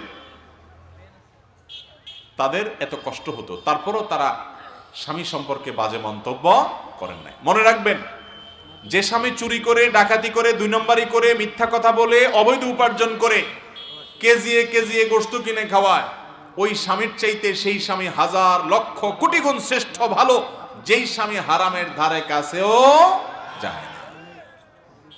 ভাইরা আমার, এর আগের যে সমস্ত পূর্বসূরি আমাদের সোনালী যুগের মানুষরা ছিলেন, তাদের স্ত্রীরা, নেককার স্ত্রীরা স্বামীদেরকে বলতেন, প্রয়োজনে বাসায় খালি হাতে আইসেন, তারপর হারাম আনবেন না, আমরা হারাম খাইতে চাই না, কারণ এই দিন না আরো দিন আছে, আল্লাহর কাছে হিসাবদিহি করা লাগবে। যেই বোন তার স্বামী তাকে গোশত কিনে খাওয়াচ্ছে না, আপনি কষ্ট পাচ্ছেন, আপনি সবর করেন। স্বামীর সংসারে কষ্ট করার পর আল্লাহ তাআলা একসময় সন্তানদেরকে এত টাকা পয়সা দেয়, সেটা খাইয়া শেষ করতে পারে না। অনেক মহিলা আছে স্বামীর সংসারে সুখী হয় না, কিন্তু সংসার যখন বড় হয়, ছেলে মেয়ে যখন বড় হয়, আল্লাহ তাকে অনেক সুখ দেয়, আছে না নাই? অনেকের হয়তো তখনও সুখ হলো না, আল্লাহ তাআলা তাকে আরো পরে দিবেন। জান্নাতের সুখ তো ইমানদারের জন্য বরাদ্দ আছে ইনশাআল্লাহ। এই জন্য সবর এবং শুকর এটা থাকতে হবে। অনেক পুরুষ আছে সবরও নাই, শুকরও নাই, অনেক মহিলাও আছে সবরও নাই, শুকরও নাই। এবং সবর শুকর এই দুইটা জিনিসই হলো দাম্পত্য জীবনের শান্তির মূল মন্ত্র। খেয়াল রেখে চলবো না ইনশাআল্লাহ? আপনার স্ত্রীর মধ্যে একটা জিনিস নাই, অন্য মহিলার মধ্যে আছে। আরেক বাড়িতে ভালো খাইয়া আসছেন, রান্নাটা সেই রকম হয়েছে, আইসে এবার বউরে খোঁচানো শুরু করলেন, কি রান্ধো তুমি, যে রান্দা দিছে ওই মহিলা, যে স্বাদ, শিখতে পারো না কিছু। ছোট লোক স্বামী, এর নাম কি স্বামী? ছোট লোক স্বামী। আল্লাহ তাআলা তাকে রান্নার তৌফিক দিয়েছেন, এতটুকুও রাঁধতে পারে না, অনেকে এরকম আছে। এই সাবকন্টিনেন্টে, পাক ভারত মহাদেশে পুরুষরা মহিলাদের থেকে যত সুবিধা পায়, শুকর আদায় করা দরকার। মিডল ইস্টে যায় দেখেন, নাকে চরকি লাগায় ঘুরে মহিলারা পুরুষদের। বাসা রান্নাবাড়ি হয় না বললেই চলে, সারাদিন শুধু বলে হোটেল থেকে আনো, হোটেল থেকে আনো। উনি সারাদিন সাজুগুজু করে, সব ঘরে ঘরে অবস্থা, হোটেল থেকে খানা দিয়া বেশিরভাগ সংসার চলে। আর এদেশে মহিলারা এত কষ্ট করে, তারপরও অনেক স্বামী অকৃতজ্ঞ, আছে না নাই? নিমক হারাম স্বামী আছে। আর কিচ্ছু না করে আপনার স্ত্রী, শুধু আপনার চরিত্রটা যে হেফাজত করে, এর জন্য তো তার শুকরিয়া আদায় করবেন আপনি, এর জন্য আপনি শুকরিয়া আদায় করবেন। জীবনে একবার মোহর কয়টা দিছেন না, দেন নাই, নামকে হস্তে ধরে রাখছেন, এরপরে কয়টা ভাত দেন, একটু থাকতে দেন, এর বিনিময়ে আপনার পোলাপান মানুষ করে, আপনার চরিত্র হেফাজত করে, আপনার খেদমত সেবা করে, আবার আপনি আরো আশা করেন। একটা কাজের লোক লাগলেও তো ছেলে বেশি করা লাগতো, অথচ তিনি আপনার স্ত্রী, আপনার এই সংসারের অর্ধেক, তার অর্ধেক আপনার। তো অনেক স্বামী এরকম ছোট লোকই করে, আবার অনেক মহিলাও কি করে, চুল থেকে নুন খসলে স্বামীর উপরে বাজে মন্তব্য করে, কিছু দিতে পারলা না। আল্লাহ তাআলা আমাদের ভাই বোনদেরকে ধৈর্যশীল হওয়ার, শুকরগুজার হওয়ার তৌফিক দান করুন। আমাদের এলাকায় জানাজা নামাজের পর সম্মিলিত মোনাজাত করা হয়, কিন্তু এখন অনেক আলেমগণ বলতেছেন এটা নাকি বিদআত। কোরআন ও হাদিসের আলোকে আপনার কাছে জানতে চাই, জানাজার নামাজটা হলো পুরাটাই দোয়া। সালাতুল জানাজা পুরোটাই কি? সালাতুল জানাজার প্রথম তাকবীরের পর আপনি আল্লাহর প্রশংসা সানা পেশ করেন, ফাতিহা পেশ করেন, দ্বিতীয় তাকবীরে আপনি দুরূদ পাঠ করেন, আর তৃতীয় তাকবীরে মুর্দার জন্য আপনি দোয়া করেন, তাই না? আল্লাহুম্মা ইগফির লানা লিহাইয়িনা ওয়া মাইয়িতিনা, মুর্দার জন্য দোয়া না এটা? তাহলে পুরো জানাজার নামাজটাই তো দোয়া। তো জানাজার নামাজের পরে আবার কিসের আলাদা করে দোয়া? নবী করিম সাল্লাল্লাহু আলাইহি সাল্লাম জানাজার নামাজের পরে আলাদা করে মুক্তাদিদেরকে নিয়ে, মুসল্লিদেরকে নিয়ে দোয়া করতেন বলে কোনো হাদিস দ্বারা প্রমাণিত হয় না। অতএব জানাজা নামাজ সালাম ফিরে ফেলছেন, শেষ, আলাদা কোনো দোয়া নাই। হ্যাঁ, আপনি যখন মুর্দাকে দাফন করতে যাবেন তখন কবরস্থ করার পর, কবরে রাখার পরে কেবলার দিকে হয়ে যার যার মতো করে মুর্দার জন্য দোয়া করাটা সুন্নাত। নবী করিম সাল্লাল্লাহু আলাইহি সাল্লাম দাফন করার পর বলেছেন, ইস্তাগফিরু লিআখিকুম ওয়াসালু লাহু সুবাত, তোমাদের ভাই যাকে দাফন করলা তার জন্য আল্লাহর কাছে মাপ চাও, এবং সে যেন ওই সোয়াল জবাবে ইমানের উপর অটল থাকতে পারে, সেজন্য আল্লাহর কাছে দোয়া করো। এই জন্য দাফন করার পর কবরস্থানে, এরপর কেবলামুখী হয়ে যার যার মতো আলাদা করে আল্লাহ লোকটাকে আপনি মাফ করে দেন, তার সোয়াল জবাব সহজ করে দেন, ইমানের উপর অটল রাখেন, এগুলো দোয়া করা তার জন্য সুন্নাত, বাস। কিন্তু জানাজার পরে আলাদা কোনো দোয়া হাদিস দ্বারা প্রমাণিত নয়। এরপরে প্রশ্ন হলো, আমি একাদশ শ্রেণীর ছাত্রী, মহিলা ও যুবতীরা তালিমের উদ্দেশ্যে এক গ্রাম থেকে অন্য গ্রামে যাওয়া কোরআন ও সুন্নাহর ভিত্তিতে কতটুকু জায়েজ? এর উত্তর দিয়ে ফেলেছি আমরা, আলহামদুলিল্লাহ। এরপরে প্রশ্ন হলো, প্রচলিত মিলাদ কিয়াম কোরআন হাদিস দ্বারা প্রমাণিত নাকি মানুষের তৈরি করে বানানো পদ্ধতি? কোরআন ও হাদিস থেকে আপনার কাছে জানতে চাই। ও লক্ষ্য যে কোনো এক মসজিদের ইমাম সাহেব প্রচলিত মিলাদ কিয়াম না করার কারণে তাকে মসজিদ কমিটির লোকেরা বের করে দিয়েছে, এর সমাধান কি দয়া করে জানাবেন। এই মসজিদ কমিটির লোকেরা মূর্খ। যেই মসজিদ কমিটির লোকেরা মিলাদ কিয়াম না করার কারণে ইমামের চাকরি নট করে দিয়েছে, তাকে বিদায় করে দিয়েছে, এই মসজিদ কমিটির লোকেরা মসজিদ কমিটির লোক হওয়ার যোগ্যই না। কারণ ইসলাম মুসলমানকে দুরূদ পাঠ করার নির্দেশ দিয়েছে। আল্লাহ কোরআনে বলেছেন, ইয়া আইয়ুহাল্লাযীনা আমানু সাল্লু আলাইহি ওয়া সাল্লিমু তাসলিমা, হে ঈমানদারগণ তোমরা নবীর প্রতি দুরূদ পাঠ করো। দুরূদ পাঠ করতে আল্লাহ নির্দেশ করেছেন, মিলাদ পড়তে আল্লাহ নির্দেশ করেন না। দুরূদ পাঠ করতে নির্দেশ করা হয়েছে, কিয়াম করতে নির্দেশ করা হয়নি। ভাইরা আমার, দুরূদ আর মিলাদের মধ্যে পার্থক্য কি? দুরূদ এটা প্রত্যেকে যার যার মতো যখন তখন পড়তে পারে, আর মিলাদ হলো মানুষ ডেকে এনে একত্র করে সুরে সুরে তাল তাল মিলিয়ে একজনের সাথে সবাই মিলে মিলে পড়ে, এটা হলো মিলাদ। ঠিক না ভাই? ঠিক। এখন নবী করিম সাল্লাল্লাহু আলাইহি সাল্লাম দুরূদ পাঠের জন্য কি এরকম সবাইকে একত্র হতে বলছে কখনো? তাহলে যেটা নবী সাল্লাল্লাহু আলাইহি সাল্লাম বলেন না, সেটা মন গড়া যদি বানায় কেউ, তার নাম বেদাত হয়। ইসলামের নামে, ইবাদতের নামে, সওয়াবের উদ্দেশ্যে যদি নবীজি যা নির্দেশ করে না সেটা করে, তার নাম কি? বেদাত। ভাইরা আমার, যারা কিয়াম করে তাদের অনেকের ধারণা, দেখবেন মাঝখানে একটা চেয়ার রেখে দেয়, অনেক সময় একটা বালিশ রেখে দেয়, বলে যে নবীজি হাজির হয়ে যায়। ভাই, আপনি মিলাদ পড়ছেন পঞ্চগড়ে, নবী করিম সাল্লাল্লাহু আলাইহি সাল্লামের কবর আছে মদিনাতে। আপনি যখন মিলাদ পড়তেছেন একই সময় হয়তো ঠাকুরগাঁয়েও মিলাদ হচ্ছে, হয়তো গাইবান্ধাতেও মিলাদ হচ্ছে, কুড়িগ্রামেও মিলাদ হচ্ছে, ঢাকাও মিলাদ হচ্ছে। একই সময় অনেক জায়গায় মিলাদ হতে পারে না? তো নবীজি কয় জায়গায় হাজির হয়? উনি মানুষ তো একজন, এর চাইতে পাগলামি আর কিছু আছে? আর দ্বিতীয় কথা হলো, নবী করিম সাল্লাল্লাহু আলাইহি সাল্লাম তো দুনিয়া থেকে চলে গেছেন, তিনি আবার হাজির হবেন কোত্থেকে? হাদিসে পরিষ্কারভাবে বর্ণিত আছে, কেউ পৃথিবীর যে কোনো প্রান্তে দুরূদ পাঠ করলে আল্লাহর নিযুক্ত ফেরেশতারা নবীজির কাছে রিপোর্ট দেয়, হে আল্লাহর রাসূল, অমুক জায়গা থেকে অমুকের ছেলে অমুক দুরূদ পাঠ করছে, এটা তার কাছে রিপোর্ট দেয়। নবী যদি নিজেরই হাজির হয়ে যাইত তাহলে আবার রিপোর্ট দেয় কেন? আচ্ছা, নামাজের মধ্যে দুরূদ পড়ি না আমরা? এই দুরূদটা কি বসে পড়েন না দাঁড়ায় পড়েন? তো নামাজের মধ্যে দুরূদ যদি বসে পড়েন, নামাজের বাইরে মিলাদে পড়তে পড়তে দাঁড়ায় যাওয়া লাগে কেন? নামাজের চাইতে কি নামাজের বাইরের দুরূদের গুরুত্ব বেশি? ভাইরা আমার, আজ পর্যন্ত আপনারা দেখছেন কখনো যে কোনো ইমাম সাহেব খতিব সাহেবের বাসায় মিলাদ পড়তে দেখছেন? ব্যাপার কি? ইমাম সাহেব তো নামাজ পড়ে, আপনিও পড়েন, তাই না? আপনারা সবাই নামাজ পড়েন, হুজুররাও নামাজ, আপনারা সবাই রোজা রাখেন, হুজুররাও রোজা রাখে না? আপনারা সবাই কোরআন তেলাওয়াত করেন, হুজুররাও কোরআন তেলাওয়াত। তাহলে সব কাজ আপনারাও করেন, হুজুররাও করে। মিলাদটা দেখবেন হুজুররা শুধু সবার বাড়িতে পড়ে, নিজের বাড়িতে কোনোদিন হয় না। আপনি দেখেন তো কোনো হুজুর বলছে কোনোদিন যে ভাইরা মুসল্লিরা আজকে আমার বাড়িতে মিলাদ, আজকে মসজিদে আমার তরফ থেকে মিলাদ, আমি জিলাপি আনছি, শুনছেন কোনোদিন? কাহিনী কি? তাহলে বোঝা গেল এখানে ঝামেলা একটু, যে হুজুর নিজে করে না, সবাইটা করে, কাহিনীটা কি? ভাইরা আমার, দুরূদ বেশি বেশি করে পড়বেন, দুরূদ পড়তে হবে, নবীর প্রতি মহব্বত থাকতে হবে, না হলে ইমানদারি হওয়া যাবে না। কিন্তু তার সাথে মিলাদ বা কিয়ামের কোনো সম্পর্ক নাই। অতএব ইমাম সাহেব মিলাদ কিয়াম পড়ে না দেখে ইমাম সাহেবরে বাদ দিয়েছে যারা, এরা ওই মসজিদ কমিটির লোক হওয়ার যোগ্যতাই না। আল্লাহ তাআলা আমাদেরকে বুঝার তৌফিক দান করুন। তবে ভাই, এগুলো নিয়ে গন্ডগোল ফাসাদ করা যাবে না, তুচ্ছতাচ্ছিল্য করা যাবে না, নিজেদের মধ্যে মারামারি কাটাকাটি করা যাবে না। যারা মিলাদ কিয়াম করে তারাও আমাদের ভাই, তারাও মুসলমান, তারাও আহলে কেবলা, তারাও আমাদের ভাই। আমাদের দৃষ্টিতে তারা ভুল করছেন, এতটুকুর কারণে আমরা সঠিকটার উপরে থাক বলবো, তাই বলে এটা নিয়ে মারামারি কাটাকাটি ভেজাল গন্ডগোল ফাসাদ এলাকাতে করা যাবে। কেউ ভুলটাকে সঠিক মনে করে তিনি করে, এটা তার স্বাধীনতা, তিনি আল্লাহর কাছে বুঝে পড়াবেন। আমরা এটা নিয়ে গন্ডগোল ফাসাদ হতে দেব, এটা জায়েজ নাই, খবরদার, এটা করবেন না।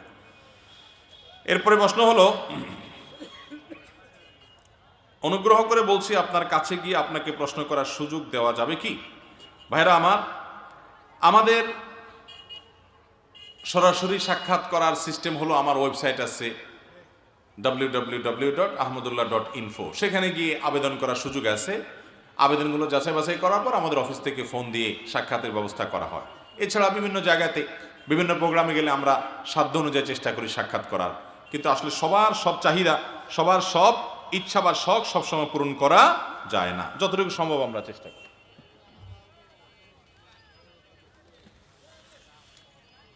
আচ্ছা, এরপরে প্রশ্ন হলো, শ্বশুর বাড়ি থেকে যদি কোনো কিছু উপহার হিসাবে দিতে চায়, আমি কি তা নিতে পারবো?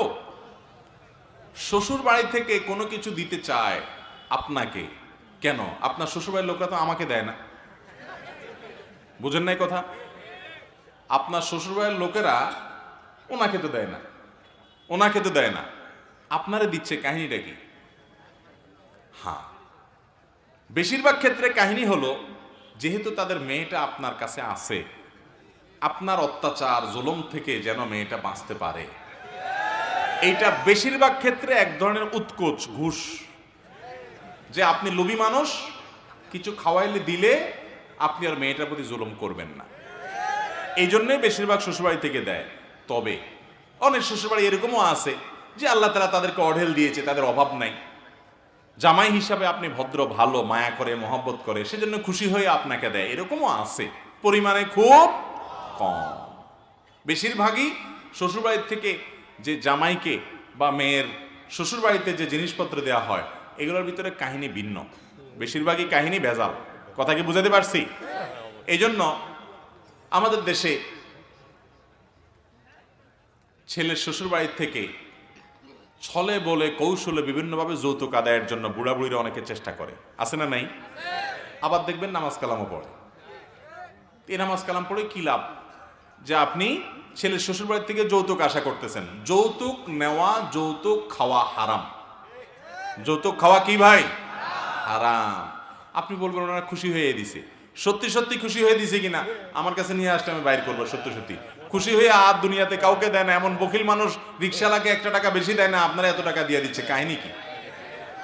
তাহলে বোঝা গেল বেশিরভাগ ক্ষেত্রেই ওই মেয়েটাকে খোঁচাখুচি করে আপনার মা, আপনার চাচি, আপনার বাপ, এগুলোর থেকে বাঁচানোর জন্য বেচারারা বাধ্য হইয়া দেয়। ঠিক না ভাই? ঠিক। যদি খুশি মনে শিখে দেয়, হ্যাঁ আপনি চান না বরং আপনি শ্বশুরবাড়িকে দেন, তাহলে সেক্ষেত্রে এটা জায়েজ হবে। ভাইরা আমার, আমি সব জায়গায় বলার চেষ্টা করি, বিভিন্ন সময় বলি, আপনি একটা পুরুষ, একটা ঘর থেকে একটা মেয়েকে তার বাবা তার মা জন্মের পর থেকে বিয়ের উপযুক্ত করা পর্যন্ত কত কষ্ট করে মানুষ করছে, কত টাকা খরচ হয়েছে, কত পয়সা খরচ হয়েছে, কত ঔষধ বড়ি ট্রিটমেন্ট তার পিছনে খরচ হয়েছে, এবং চিকিৎসা দিছে, পড়ালেখা করাইছে, মানুষ করছে, কত রাত জাগছে। এরপর সে যখন মানুষ হয়ে গেল, উপযুক্ত হয়ে গেল, প্রাপ্তবয়স্ক হয়ে গেল, বিয়ের উপযুক্ত হলো, আস্ত পুরা মেয়েটা আপনাকে দিয়ে দিছে চিরজীবনের জন্য। পড়ালেখা করাইছে, বাপমা পয়সা করে খরচ করে, এখন সে তার শিক্ষাটা দিয়ে আপনার বাচ্চা কাচ্চা পড়াচ্ছে, ঠিক না বেঠিক? তার বাপমা তার পিছনে খরচ করে তাকে মানুষ করছে, এখন কাজ করে সেবা করে আপনার বাসায় আসে, তাই না? উচিত ছিল শ্বশুর শাশুড়ির পায়ের কাছে যায় বৈশা বলা, শ্বশুর আব্বাজি, শাশুড়ি আম্মা যান, আপনাদের এই মানুষ মেয়ে মানুষ করতে যত টাকা পয়সা খরচ করছেন সবগুলো আনুমানিক হিসাব করে বাইর করেন, আমি আজকে না পারি সারা জীবন হইলো এই দায় দেনা পরিশোধ করব, কারণ খরচ করে মেয়েটাকে মানুষ করছেন, তারপরে এটা তো বিক্রয়যোগ্য না, আস্ত কলিজার টুকরাটারে আমাদের হাতে তুলে দিয়েছেন, চিরজীবনের জন্য সে বাড়িতে চলে আসছে, আমাদের হয়ে গেছে, এত বড় একটা নেয়ামত পাইছি আপনাদের মাধ্যমে, আপনাদের এই কৃতজ্ঞতা কখনো শুকর আদায় করতে পারবো না। সেইটা তো করেনই না, বরং উল্টা বরং মেয়ের বাপের কাছ থেকে ইনায়া বিনায়া বলেন যে ফ্রিজ তো আমার আসলে দরকার নাই, আপনার মেয়ের জন্যই দরকার। মোটরসাইকেল আমি কি করব, আমি তো এমনিই চলতে পারি, আপনার মেয়েকে পিছনে একটু ঘোরা লাগবে না, সেজন্য মোটরসাইকেল দিলে আপনার মেয়েরই ভালো হবে আর কি। এগুলোর নাম হলো ছোট লোক। এগুলোর নাম কি? এই ছোট লোকই থেকে আমরা বের হয়ে আসবো তো ইনশাল্লাহ। যুবক যারা বিয়ে করেন নাই, খবরদার, মেরুদণ্ড সোজা করেন। আমার অল্প আছে, আমি গরিব মানুষ, ওই গরিব মানুষ অল্প নিয়ে থাকবো, শ্বশুর বাড়ির জিনিসের দিকে আমি তাকাবো না, ছোট লোকই করবো, ঠিক আছে তো ইনশাল্লাহ? মুরব্বীরা সাবধান, এই যৌতুক 2 নম্বরই নিবেন না। বৌমারে খোঁচাখুচি করেন, আর এদিকে আপনি কপাল ঘষেন, সিজদা করেন, তো এই সিজদা করে আল্লাহকে আপনি সন্তুষ্ট করতে পারবেন না, কারণ আপনি মানুষের হক নষ্ট করতেছেন। এই যৌতুক অভিশাপ, এটা গুনাহ, এটা হারাম। অতএব যৌতুক থেকে আমরা বেঁচে থাকবো তো ইনশাআল্লাহ। এরপরে প্রশ্ন হলো, আমি নতুন বিয়ে করব, বাসর ঘরের স্বামী স্ত্রীর কি কি আমল আছে একটু যদি বলতেন। ভাইরা আমার, এই সম্পর্কে মাসনুন এবং মুস্তাহাব যে আমলগুলো আছে সেগুলো হলো যে একজন স্বামী বাসর ঘরে গিয়ে তার স্ত্রীর কপালে হাত রেখে দোয়া করবে, আল্লাহুম্মা ইন্নী আসআলুকা খায়রাহা ওয়া খায়রা মা জুবিলাত আলাইহি ওয়া আউযু বিকা মিন শাররিহা ওয়া শাররি মা জুবিলাত আলাইহি। অর্থাৎ, আল্লাহ, এই ভদ্র মহিলা আপনারে বান্দি, তার ভিতরে যত কল্যাণ আছে সে কল্যাণগুলো আমি চাই, যত অকল্যাণ আছে সেটা থেকে আমি পানাহ চাই, এটা দোয়া করবেন। এরপরে ওযু করে 2 রাকাত নামাজ পড়বেন এবং স্ত্রী সেখানে পেছনে ইক্তেদা করবে, অর্থাৎ জামাতের সাথে পড়বেন। এটা মাসনুন বিভিন্ন সালাফ থেকে জামাতের সাথে পড়া প্রমাণিত। বাস, এটা হলো বাসর রাতের আমল। এর বাইরে আপনার মহারণা পরিশোধ আমাদের দেশে অনেক সময় বাসর রাতে দেয়, এটা আরো আগে আগে দিয়ে দেওয়া উচিত।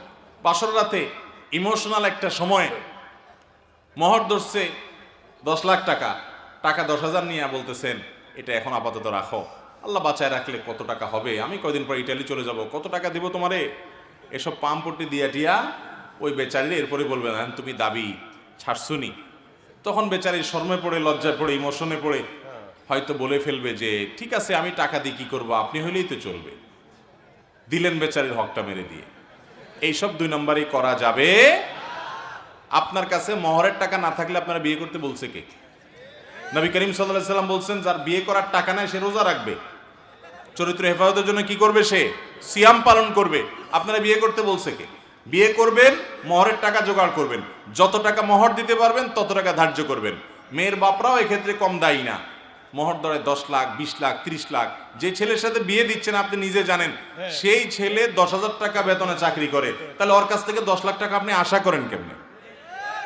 এগুলো মেয়ের বাপরা ধরে এজন্য যে যদি কখনো আমার মেয়েরে তালাক দিতে যায় যেন এই টাকার জন্য সে আটকা পড়ে যায়।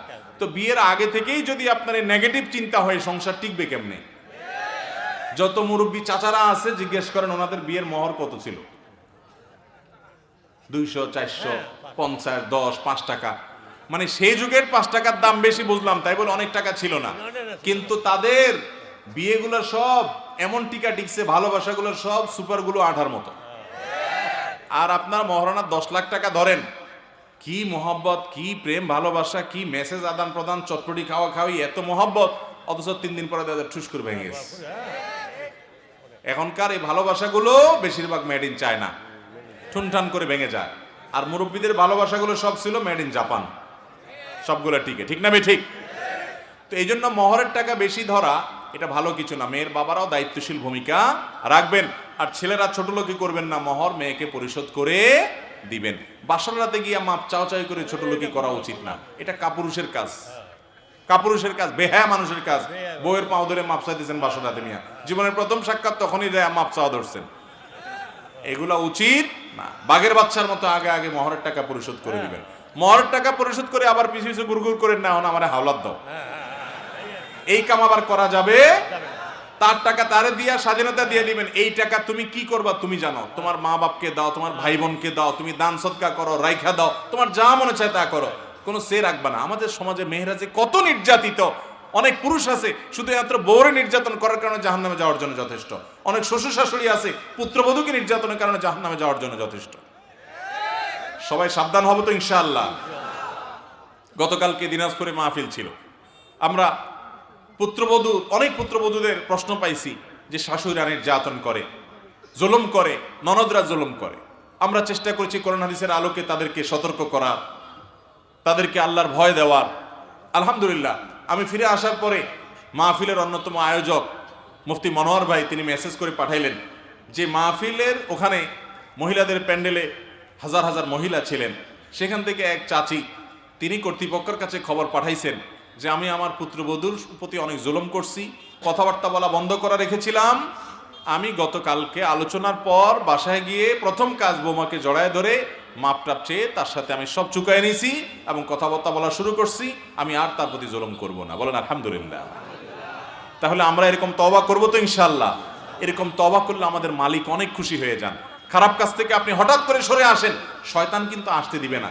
শয়তান আপনাকে বলবে মাথা খারাপ, তোমার ইজ্জত থাকে বৌমার কাছে ছোট হলে, বলে না শয়তান? এটা ইবলিসে বলে। ইবলিসকে আমরা জিততে দিব, সে আপনাকে তওবা করতে দেয় না। আপনার ভিতরে ইগো তৈরি করে, ইগো জেদ তৈরি করে, আপনার ভিতরে বলে যে হ্যাঁ এটা তোমার সম্মানের ব্যাপার। কিসের সম্মান অসম্মান? মুসলমান আল্লাহকে খুশি করার জন্য সবকিছু ত্যাগ করতে পারে, ঠিক না বেঠিক? অতএব আপনি কারোর প্রতি জুলুম করছেন। নবী সাল্লাল্লাহু আলাইহি সাল্লাম বলেছেন সেদিন আসার আগে সবার দায় দানা সব পরিশোধ করো, সবার কাছ থেকে মাপ চেয়ে সবকিছু চুকায় নাও, যেদিন কেউ কাউকে মাফ করবে না তার আগে আগে সব চুকায় নাও। অতএব সব হিসাব চুকায় নেবে তো ইনশাআল্লাহ। এরপরে প্রশ্ন, যে জমি বন্ধক রাখে এবং যে জমি বন্ধক নেয়, ইসলামী দৃষ্টিতে এদের উভয় বিধান কি? ভাইরা আমার, জমি বন্ধক নেওয়া এবং জমি বন্ধক রাখা এই দুইটাই ইসলামের দৃষ্টিতে জায়েজ আছে, এটা কোনো নাজায়েজ বিষয় না। কোরআনে আল্লাহ তাআলা বন্ধক রাখার নির্দেশনা দিয়েছেন। তবে বন্ধকি জিনিস ভোগ করা জায়েজ নাই। কথার কথা, আমি আপনাকে 10,000 টাকা দিছি, আপনার জমিনটা বন্ধক রাখছি, এটা এই জন্য রাখছি যাতে করে আপনি টাকা দিতে গড়িমসি করলে আমি এই জমি বিক্রি করে টাকা নিতে পারি, এই জন্য এটা মূল দলিল টলিল ইত্যাদি আমি রাখছি, বা কোনো কিছু আমি এরকম রাখছি যেটা বিক্রি করতে পারি। তো এটা হলো বন্ধক। এখন আমি যদি টাকা আপনাকে ধার দিছি আর জিনিসটাও আমি ভোগ করি, তাহলে এটা জায়েজ হবে না, এটা জায়েজ হবে না। আমি বন্ধক রাখছি, ওই জিনিসটা গ্যারান্টি হিসাবে রাখছি, ভোগ করার জন্য না। ভোগ আপনারটা আপনি করবেন, অথবা ওইটা আমার ড্রয়ারে পড়ে থাকবে যদি সেরকম জিনিস হয়, কিন্তু ভোগ করা জায়েজ নাই। বন্ধক নেওয়া ঠিক আছে, জায়েজ আছে। এরপরে প্রশ্ন হলো, সালাতের আগে নিয়ত পড়তে হবে কিনা?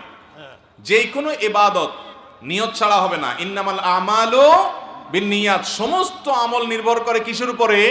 নিয়তের উপরে। নিয়ত ছাড়া কোনো আমল হবে না। কিন্তু তাই বলে নিয়ত পড়া এক জিনিস আর নিয়ত করা আরেক জিনিস। নিয়ত করা এক জিনিস, নিয়ত বলা আরেক জিনিস। নাওয়াইতুয়ান, এটা হলো নিয়ত বলা। নিয়ত মূলত বলা হয় মনের ইচ্ছাকে। নিয়ত বলা হয় কাকে? আপনি কোন নামাজ পড়ছেন, আপনার মনে যদি সেই ইচ্ছা থাকে যে আমি এখন ফজরের নামাজ পড়তেছি, তাহলে আপনার ভিতরে নিয়ত আছে, যথেষ্ট। ইচ্ছা করা এটা মনের কাজ, মুখের কাজ না। অতএব মুখে নাওয়াইতুয়ান পড়ার কোনো প্রয়োজন, আমরা মনে মনে ইচ্ছা পোষণ করবো যে আমি কি ইবাদত করতেছি, কোন নামাজ পড়তেছি, ওইটাই যথেষ্ট ইনশাআল্লাহ। এরপরে প্রশ্ন হলো, পানি পান করার সময় বাম হাতে গ্লাস ধরে ডান হাতে লাগিয়ে পানি পান করা যাবে কিনা এবং পানি পান করার সঠিক নিয়ম জানতে চাই।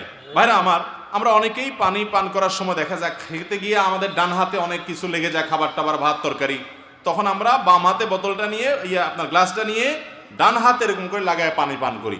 অনেক ওলামায়ে কেরাম বলেছেন ডাইরেক্ট তো বাম হাতে হলে না, 2 হাত লাগছে, এটা বাম হাতে, শুধু বাম হাতে খাওয়া না জায়েজ। নবী সাল্লাল্লাহু আলাইহি সাল্লাম এক ব্যক্তিকে বলেছেন কুল বিয়ামিনিকা, তুমি ডান দিক থেকে খাও, ডান হাতে খাও। বাম হাতে খাওয়া এটা সুন্নাহর খেলাফ কাজ। তো এই জন্য 2 হাত তো লাগাইছেন আপনি, ডাইরেক্ট বাম হাত হয় না, অনেক এটা জায়েজ বলেন। কিন্তু সবচেয়ে ভালো হয় আপনি যখন পানি পান করবেন আঙ্গুল চেটে খেয়ে তারপরে আপনি ডান হাত দিয়ে সরাসরি খাবেন, এটা হলো সবচাইতে উত্তম এবং সরাসরি হাদিসের উপরে আমল। কথা কি বুঝাতে পারছি? এরপরে প্রশ্ন হলো মেয়েরা মাথার খোপা উঁচু করে বাঁধে, এভাবে বাঁধা যাবে কিনা? হাদিসে ওটের পিঠের মতো উঁচা করে চুল বাঁধতে নিষেধ করা হয়েছে মেয়েদেরকে, বিশেষ করে বাহিরে যখন যাবে, কারণ এটা পর্দার খেলাফ হয় এবং আরো নানা কারণে হাদিসে এটি নিষিদ্ধ। তবে বাসা বাড়িতে শুধু স্বামীকে নিজের সৌন্দর্য প্রদর্শন করার জন্য বা একান্তে যখন থাকে তখন এটা হতে পারে, কিন্তু বাহিরে এরকম চুল বাঁধা হাদিসে নিষিদ্ধ মেয়েদের জন্য। দাড়ি রাখার সঠিক নিয়ম কি? চিপের 2 পাশে কেটে সাইজ করা যাবে কিনা? ভাই, দাড়ি এই যে চোয়ালের যে হাড্ডি আছে, এই হাড্ডির উপরে যে পশম আসে সবগুলোই দাড়ি, এগুলো সবগুলো রাখতে হবে। এদিকে চাইচা এখানে সামান্য একটু রাখলেন, আছে না অনেকে রাখে, এই স্টাইলি দাড়ি রাখলে সুন্নাহ আদায় হবে, নবী সাল্লাল্লাহু আলাইহি ওয়াসাল্লামের নির্দেশ ওয়াজিব আদায় হবে না। দাড়িকে লম্বা করতে হবে, আফুল্লুহা আর খুল্লুহা, নবী সাল্লাল্লাহু আলাইহি ওয়াসাল্লাম দাড়িকে লম্বা করতে বলেছেন। কেউ যদি একটু ছোট করে তাহলে সেক্ষেত্রে 1 মুষ্টির নিচে যদি হয় সেটা তো জায়েজ হওয়ার কোনো রাস্তাই নেই। অনেক সাহাবায়ে কেরাম 1 মুষ্টির পরের অংশটা কেটেছেন, সেখান থেকে উলামায়ে কেরাম 1 মুষ্টির পরে লম্বা হলে সেটাকে কাটাকে জায়েজ বলেছেন। যদিও অনেক উলামায়ে কেরাম সেটাও নিষেধ করেন, কারণ নবী সাল্লাল্লাহু আলাইহি ওয়াসাল্লাম বলেছেন লম্বা করো, আর খুল্লুহা লুহা আফুল্লুহা, তোমরা দাড়িকে ছেড়ে দাও, দাড়িকে লম্বা করো। এই জন্য দাড়ি একদিক থেকে চাইছে আর দিকে একটু রেখে দিলেন, ফ্রেঞ্চ কাটিং, এটা সেটা ভূতের মতো, এগুলা জায়েজ নাই, এগুলা মুসলমানের দাড়ি না। যে কোনো শুভ কাজের শুরুতে অথবা কোনো বিপদ আপদে বাসা মিলাদ করা যাবে কিনা? একটু আগেই তো মিলাদের কথা বললাম। ভাইয়েরা আমার, যে কোনো বিপদ আপদে আমাদের নবীজি দোয়া শিখাইছেন। কি শিখাইছেন? লা ইলাহা ইল্লা আনতা সুবহানাকা ইন্নী কুনতু মিনাজ জালিমিন। বেশি বেশি পড়েন, বিপদ দূর হয়ে যাবে। দুরূদ শরীফ পড়েন, বিপদ দূর হবে। ইস্তিগফার পড়েন, বিপদ দূর হবে। দান সাদকা করেন, বিপদ দূর হবে। নামাজে দাঁড়ায় যান। কানা ইদা হাজাবাহু আমরুন ফাসা ইলাস সালাহ। নবীজির কোনো বিপদ আসলে, সমস্যা হলে, কোনো পেরেশানি আসলে নামাজে দাঁড়ায় যাইতেন। তাহলে আপনি নামাজে দাঁড়ায় যান, বিপদ দূর হবে। দান সাদকা করেন, বিপদ দূর হবে। দুরূদ শরীফ পড়েন, বিপদ দূর হবে। ইস্তিগফার পড়েন, বিপদ দূর হবে। দোয়া ইউনুস পড়েন, বিপদ দূর হবে। আল্লাহর কাছে 2 হাত তুলে দোয়া করেন, বিপদ দূর হয়ে যাবে। সেটা না করে আপনি মিলাদ পড়েন। দেখেন ভাইরা আমার, নবীজি সাল্লাল্লাহু আলাইহি সাল্লাম মানুষকে আমল শিখাইতেন। এখন আমরা দেখা যায় অনেক সময় অনেক হুজুর আছেন যে আপনি তার কাছে গেলে বলে আসো তাবিজ লিখে দিব, মানে আমার হাতে থাক জিনিসটা, হারাই গেলে আবার আসবা, আর মিলাদ পড়ে দেব, তাহলে তুমি একা একা পারবা না, আমার দিয়ে করাইতে হবে, কিছু আমারও ইনকাম হইল। অথচ নবী সাল্লাল্লাহু আলাইহি ওয়াসাল্লামের কাছে বিপদ নিয়ে কেউ আসলে উনি আমল শিখাই দিতেন, যে আমল করো তোমার বিপদ দূর হয়ে যাবে, তুমি নিজেই করো নিজেরটা। কথা কি বুঝাতে পারছি? এই জন্য বিপদ আপদ আসলে মিলাদ না, কি করতে হবে? আমল করতে হবে। এরপরে প্রশ্ন হলো, মাজারে ভালো কিছু লাভের আশায় গরু ছাগল ইত্যাদি দেওয়া যাবে কিনা? ভালো কিছু লাভের আশায় যদি মাজারে দেন, তাহলে মাজারে যারা থাকে আশেপাশে ফকির ফাকরা নামধারী, ওদের বিজনেস হবে। এটাতে আল্লাহ খুশি হবেন না। মান্নত করলে আল্লাহর নামে করতে হবে। কার নামে করতে হবে? আল্লাহর নামে মান্নত করতে হবে। কোনো মাজারে মান্নত করা যাবে? মাজারে মান্নত করলে গুনাহ হবে, শিরক হবে। মানত হবে আল্লাহর জন্য। গরিব মানুষকে আপনি মানত করে দান করলেন যে আল্লাহ আমি গরিবকে দিব, ভালো একটা কাজে দিব। মাজার এটা ভালো কাজ কি ভাই? মাজারে যিনি শুয়ে আছেন উনি যদি নেককার মানুষ হন, এখন টাকা দিলে কি ওনার কবরে যাবে? সেটা উপরের ভণ্ড যেগুলা কবর ব্যবসায়ী আছে ওরা খাবে বসে বসে, ঠিক না বে ঠিক? তো আপনার লাভটা কি? ওদেরকে খাওয়ালে লাভটা কি? অনেক সময় দেখা যায় এই জাতীয় মাজারে যেগুলা বসে থাকে এদের বেশিরভাগ গাঞ্জা খায়। তো আপনি ওখানে টাকা দেওয়া মানে গাঞ্জার টাকা সরবরাহ করা, এটার কোনো যুক্তি আছে? আপনি যদি দানই করতে চান তাহলে কোনো গরিব মানুষকে দিবেন, কোনো মসজিদ মাদ্রাসা দিবেন, ওই মাজারে দেওয়ার কোনো কারণ নাই। এটা জায়েজ হবে না, বরং সওয়াবের পরিবর্তে আরো গুনাহ হবে। এরপরে প্রশ্ন হলো, মৃত মানুষের ফটো মোবাইল অথবা প্রিন্ট করে স্মৃতি হিসাবে রাখা যাবে কিনা? প্রিন্ট করে স্মৃতি হিসাবে রাখবেন না। কোনো কারণে প্রিন্ট হয়ে গেছে, সেটা রেখে দিয়েছেন এভিডেন্স আকারে, কোথাও দরকার হতে পারে সেজন্য, সেটা ভিন্ন কথা। আর মোবাইলে যদি থাকে, প্রিন্ট করার আগ পর্যন্ত সেটা জায়েজ হতে পারে। তাসবিহ দানায় তাসবিহ গণনা করা যাবে কিনা? আপনি যত তাসবিহ গণনা করবেন, এগুলো আঙ্গুলে গণনা করা হলো সবচেয়ে উত্তম। নবী করিম সাল্লাল্লাহু আলাইহি ওয়াসাল্লাম আঙ্গুলে গণনা করার জন্য উৎসাহিত করেছেন, এবং এগুলো কিয়ামতের ময়দানে জলজল করে জ্বলবে, হাদিসে আসছে, সাক্ষ্য দিবে। এজন্য আঙ্গুলে গণনা করা হলো উত্তম। তসবিতে গণনা করা জায়েজ, আর উত্তম হলো, সুন্নাহ হলো কিসে গণনা করা? আঙ্গুলে গণনা করা। সাহাবীদের কেউ কেউ, উম্মুল মুমিনিনদের কেউ কেউ বিভিন্ন বিচি দিয়ে গণনা করেছেন। এই জন্য তাসবিহ দানা দিয়ে বিচি গড়লে জায়েজ আছে। অনেকে আছে আবার তাসবিহ কিছু পয় না, শুধু এমনি শুধু টিপতে থাকে, টানতে থাকে, এরকম দেখেন নাই? মনে করে তসবিহ দানা টানলেই সওয়াব মনে হয়। না, এটা খালি দানা টানলে কি লাভ? আপনি তাসবিহ পড়তেছেন 33 বার 34 বার মনে থাকে না, সেজন্য আপনি এই তাসবিহ ব্যবহার করছেন বা মেশিন ব্যবহার করছেন, এটা জায়েজ আছে। কিন্তু সবচেয়ে ভালো হলো কিসে গণতে পারলে? আঙ্গুলে গণতে পারলে। এরপরে প্রশ্ন হলো, অজু করার সঠিক নিয়ম কি? সহিহ হাদিস মতে একটু দেখিয়ে দিবেন। আলহামদুলিল্লাহ, অজু করার নিয়ম তো আপনারা বেশিরভাগ মানুষ জানেন। প্রথমে 2 হাতের কবজি 3 বার পানি নিয়ে ধৌত করবেন। এরপরে 1 কোষ পানি নিয়ে কুলি করবেন। অনেক উলামা একরাম কুলি আর নাকের পানি একসঙ্গে করতে, নাকে পানি একসঙ্গে দিতে বলছেন, যে একটু দিয়ে কুলি করে আর একটু দিয়ে নাক দিয়ে টান দিবেন। আর অনেক উলামা একরাম, বিশেষ করে উলামায়ে আহনাফ, এটাকে আলাদা করে, অর্থাৎ কুলি করবেন 3 বার, এরপর নাকে পানি আলাদা দিতে বলেছেন। তো যাই হোক, কুলি করবেন। কুলি করার সময় গড়গড়া করে যত ভালো করে পারেন কুলি করবেন, এবং মেসওয়াক করবেন। কি করবেন?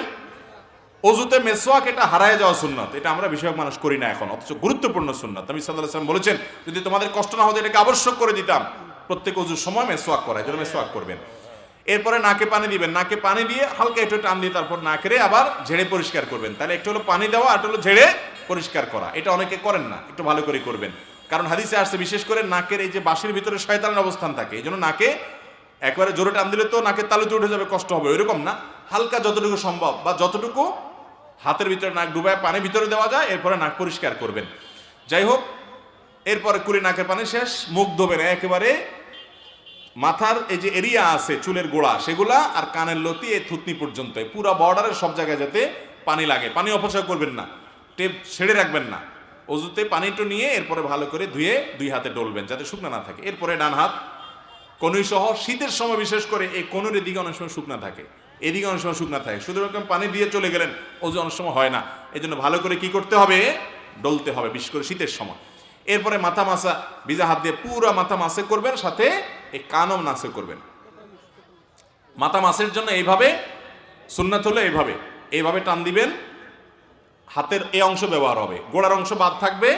এবার পেছন থেকে গোড়ার অংশ দিয়ে এইভাবে টান দিবেন, একবার নিবেন আরেকবার টান দিবেন, তাতে 2 হাতের 2 অংশ ব্যবহার হয়ে যাবে, পুরো মাথা মাসে হয়ে যাবে। আর আঙ্গুল, এই আঙ্গুল দিয়া এই কানের চিপা দিয়ে এরপরে কানের লতি মাসে করলেন, শেষ।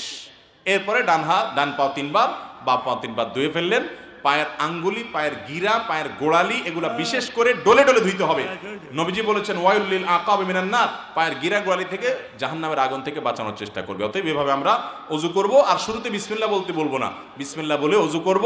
অজুর শেষে কালিমায়ে শাহাদা পড়ব, আশহাদু আল্লা ইলাহা ইল্লাল্লাহু ওয়াহদাহু লা শারীকা লাহু ওয়া আশহাদু আন্না মুহাম্মাদান আবদুহু ওয়া রাসূলুহু আল্লাহুম্মা জাআলনি মিনাত তাওয়াবিন ওয়া জাআলনি মিনাল মুতাতাহহিরিন।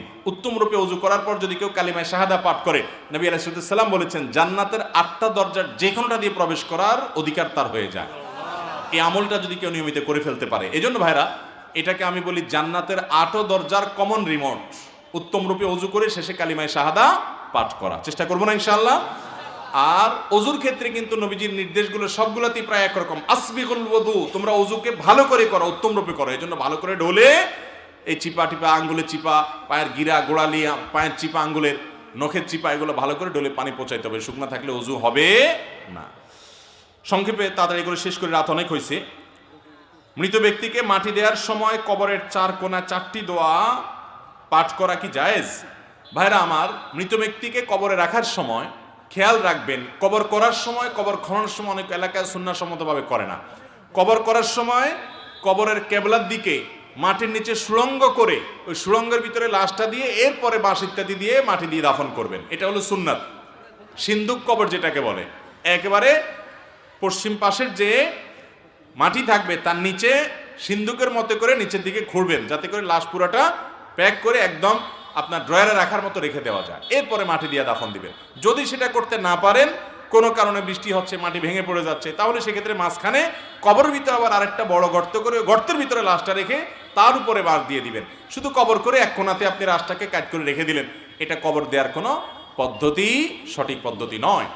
তাহলে এই পদ্ধতি অবলম্বন করতে হবে। দ্বিতীয়ত, কবরে যখন লাশ রাখবেন তখন বিসমিল্লাহি আলা মিল্লাতি রাসূলিল্লাহ অথবা বিসমিল্লাহি আলা সুন্নাতি রাসূলিল্লাহ, হাদিসে দুই রকমই আর সেটা পাঠ করবেন। এখানে অনেকে মিনহা খালাকনাকুম ওয়া ফিহা নুঈদুকুম ওয়া মিনহা নুখরিজুকুম তারাতান উখরা পড়ে, এটি হাদিস দ্বারা প্রমাণিত নয়। এবং লাশ দাফন করার সময়, দাফন করার পর চার কোনায় দাঁড়ায় চারটা দোয়া পড়া, এটা কোনো হাদিস দ্বারা প্রমাণিত নয়। দাফন করা শেষ, কেবলামুখী হয়ে মুর্দার জন্য ইস্তেগফার করবেন এবং তার জন্য ইমানের উপরে যেন অটল থাকতে পারে সোয়াল জবাবে দোয়া করেন, বাস এটুকু হাদিস দ্বারা প্রমাণিত। অতএব হাদিসে যেটি প্রমাণিত না সেরকম কিছু আমরা করব না। আমার বাবা সবসময় বাড়িতে নামাজ পড়ে, তার নামাজ কি কবুল হবে? জামাত তরক করে একাকী পুরুষ মানুষ বাসায় যদি নিয়মিত নামাজ পড়ে, তার এই নামাজ আল্লাহর কাছে কবুল হবে না। ফরজ, ওয়াক্তের ফরজটা কোনো মতে দায়মুক্ত হয়তো হবে, কিন্তু আল্লাহর কাছে কবুল হবে না। এক হাদিসে আসছে লা সালাতা লিজারিল মসজিদি ইল্লা ফিল মসজিদি, যে ব্যক্তি মসজিদের প্রতিবেশী অর্থাৎ মসজিদে যেতে পারে, সে বাসায় নামাজ পড়লে নামাজ হবে না। অনেক মুরব্বী আছে এক যুক্তিতে বাসায় নামাজ পড়েন, সেটা হলো বলে যে কার পিছনে নামাজ পড়ো, দুনিয়াতে মানুষ আছে নাকি? ওনারা সব ইমাম সাহেবদেরকে মনে করেন এরা তো আর খারাপ মানুষ, এদের পিছনে নামাজ পড়া জায়েজ নাই। ভালো করে শুনে রাখেন, ইমাম সাহেবরা যদি খারাপও হয় তারপরেও জামাতে নামাজ পড়তে হবে, একা নামাজ পড়া যাবে না। একা নামাজ পড়া এটা ভুল, কারণ সালাতুল জামাআতে তাফদুলু সালাতাল ফজর বি87 দারাজা, হাদিসে আসছে একা নামাজ পড়ার চাইতে জামাতে নামাজ পড়লে 27 গুণ বেশি সওয়াব হয়। শুধু সওয়াব না, নবীজি সাল্লাল্লাহু আলাইহি সাল্লাম বলেছেন, আমার মনে চায় নামাজের পরে বিভিন্ন এলাকায় গিয়ে গিয়ে দেখতাম যে কারা মসজিদে আসে না, সে বাড়িগুলোতে কাঠ একত্র করে আগুন ধরে আমি জ্বালায় দিতে মনে চায়, কিন্তু দিতে পারি না, সেখানে মহিলারা আছে, বাচ্চারা আছে, বৃদ্ধ অসুস্থরা নামাজে যেতে পারে না, মাজুররা আছে, সেজন্য নাহলে আমার মনে চায় জ্বালায় দিতে। তার মানে কি, এই জামাতে উপস্থিত হয়ে নামাজ পড়া ওয়াজিব, নাহলে নবী সাল্লাল্লাহু আলাইহি ওয়াসাল্লাম আগুন জ্বালায় দিতে, আগুন জ্বালাতে তিনি চান না, এটা কথার কথা বোঝার জন্য বলছেন। এত ভয়ঙ্কর বিষয় জামাত তরক করা। অতএব যারা বাসায় একা একা নামাজ পড়ার নিয়মিত, তারা ভালো কোনো কাজ করেন না। এরপরে প্রশ্ন হলো সুন্নত নামাজের কাজা হয় না, তাহলে যোহর ও ফজরের আগে যে সুন্নত আছে এগুলো ছুটে গেলে কিভাবে পড়বো? যোহরের আগে সুন্নত নবী করিম সাল্লাল্লাহু আলাইহি ওয়াসাল্লামের একবার ছুটে গেছিল, মেহমানের কারণে ব্যস্ত ছিলেন, উনি পরবর্তীতে সেটা পড়ে দিয়েছেন। এই জন্য যোহরের সুন্নত যদি ছুটে যায়, তাহলে যোহরের সালাম ফেরানোর পরে ইমাম সাহেব 2 রাকাত পড়ার পরে, ইমাম সাহেবের সাথে সালাম শেষ করার পরে আপনার 2 রাকাত নামাজ যে সুন্নত আছে যোহরের পরে পড়বেন, তারপরে আগের 4 রাকাত পড়ে ফেলবেন। কথা কি বুঝাতে পারছি? আর ফজরেরটা কখন পড়বেন? ফজরেরটা সবচেয়ে উত্তম হলো, যদি কোনো কারণে ফজরের আগে পড়তে না পারেন, জামাত দাঁড়া গেছে, জামাতে শামিল হয়ে গেছেন, তাহলে আপনি ফজরের জামাত শেষ সূর্য ওঠার 15-20 মিনিট পরে ইশরাকের ওয়াক্ত তখন পড়বেন, এটা হলো সবচেয়ে ভালো। ফজরের পরপর পড়াকে অনেক ওলামা কেরাম জায়েজ বলেছেন, কিন্তু অনেকে এটা নিষেধ করেছেন, কারণ হাদিসে আসছে ফজরের পরপর কোনো নামাজ নাই। এই জন্য সবচেয়ে উত্তম হলো সূর্য ওঠার 15-20 মিনিট পরে গিয়ে পড়া, তাহলে নির্ভেজাল এবং মতপার্থক্যের ঊর্ধ্বে আপনি উঠে গেলেন।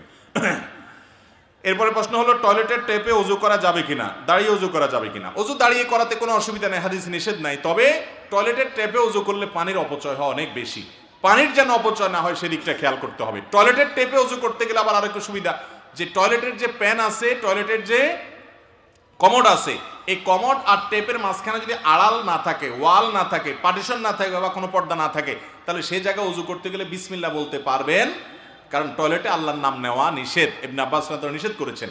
এই জন্য ওযু করবেন বাহিরে, টেপে করলে যাতে করে পানি অনেকে টেপ ছেড়ে দিয়ে পড়তে থাকে, সে ডলতে থাকে, এটা জায়েজ নাই। বন্ধ করে নিয়ে তারপরে ডলবেন, অপচয় করবেন না। আর টয়লেটের মধ্যে যদি আপনি ওযু করেন, তাহলে সেই ক্ষেত্রে মনে রাখবেন, টয়লেটে ওযু করলে বিসমিল্লাহ বলতে পারবেন না মুখে, আর বিসমিল্লাহ না বলতে পারলে ওযু অপূর্ণাঙ্গ থাকে, ওযু হয়ে যাবে কিন্তু অনুচিত হবে। এই জন্য উত্তম হলো টয়লেটে ওযু করতে হলে ওই যে প্যান বা কমোড আর টেপের মাঝখানে যাতে বেড়া থাকে সেই চেষ্টা করবেন। যদি সেটা না থাকে, বাইরে ওযু করবেন। বাইরে পুরোপুরি ওযু করা যাচ্ছে না, তাহলে সেক্ষেত্রে বেসিনে ওযু শুরু করে বিসমিল্লাহ পড়ে পাওটা ভিতরে যে শুধু ধুয়ে আসবেন। কথা কি বুঝাতে পারছি? টয়লেটে যদি ওযু করতেই চান, বাইরে কোনো ব্যবস্থা যদি না থাকে, তাহলে বিসমিল্লাহ মুখে বলবেন না, মনে মনে বলবেন, ওযু হয়ে যাবে। কিন্তু উত্তম হলো টয়লেটে এরকম জায়গায়, নাপাক জায়গায় ওযু না করে আপনি বাহিরে ওযু শুরু করে তারপরে শেষে গিয়ে পাও ধুয়ে নিলেন। এশার ওসুর সম্পর্কে জানতে চাই, বাংলাদেশে ওসুরি জমিন আছে কিনা? বাংলাদেশে ফসলের জাকাত আমরা অনেকে দেই না, অথচ ফসলের জাকাত দিতে হবে। বাংলাদেশের জমিন ওসুরি জমিন, অতএব যাদের নিসাব পরিমাণ ফসল হবে তারা অবশ্যই ফসলের যাকাত দিতে হবে শর্ত সাপেক্ষে। অনেকে এটা দেন না। বিস্তারিত জানার জন্য ডক্টর খন্দকার আব্দুল্লাহ জাহাঙ্গীর রহমাল্লাহর লেখা বই আছে, বাংলাদেশের জমিনের ওসর এর প্রয়োগ সম্পর্কে ছোট্ট ছোটি বই আছে, ওইটা কিনে নেবেন, বিস্তারিত জানতে পারবেন। ফরজ সালাতের পর কি কি তাসবিহ পড়তে হয় একটু বলবেন, এবং ফরজ সালাতের পর সময়ত মুনাজাত করা যাবে কিনা। ভাইরা আমার, ফরজ সালাতের পর নবী করিম সাল্লাল্লাহু আলাইহি ওয়াসাল্লাম অনেকগুলো দোয়া এবং জিকির পড়তেন। আয়াতুল কুরসি পড়তেন, সূরা ইখলাস, সূরা ফালাক, সূরা নাস একবার পড়তেন। লা ইলাহা ইল্লাল্লাহু ওয়াহদাহু লা শারীকা লাহু লাহুল মুলকু ওয়া লাহুল হামদ ওয়া হুয়া আলা কুল্লি শাইইন কাদির পড়তেন। লা ইলাহা ইল্লাল্লাহু মুখলিসিনা লাহুদ-দ্বীন ওয়া লাউ কারিহাল কাফিরুন পড়তেন। আল্লাহুম্মা আ'ইন্নি আলা যিকরিকা ওয়া শুকরিকা ওয়া হুসনি ইবাদাতিক পড়তেন। লা ইলাহা ইল্লাল্লাহ ওয়া লা না'বুদু ইল্লা ইয়্যাহু ওয়া লাহুন নি'মাতু ওয়াল ফাদলু ওয়া সানাউল হাসান এটা পড়তেন। 33 বার সুবহানাল্লাহ পড়তেন, 33 বার আলহামদুলিল্লাহ পড়তেন, 34 বার আল্লাহু আকবার বলতেন।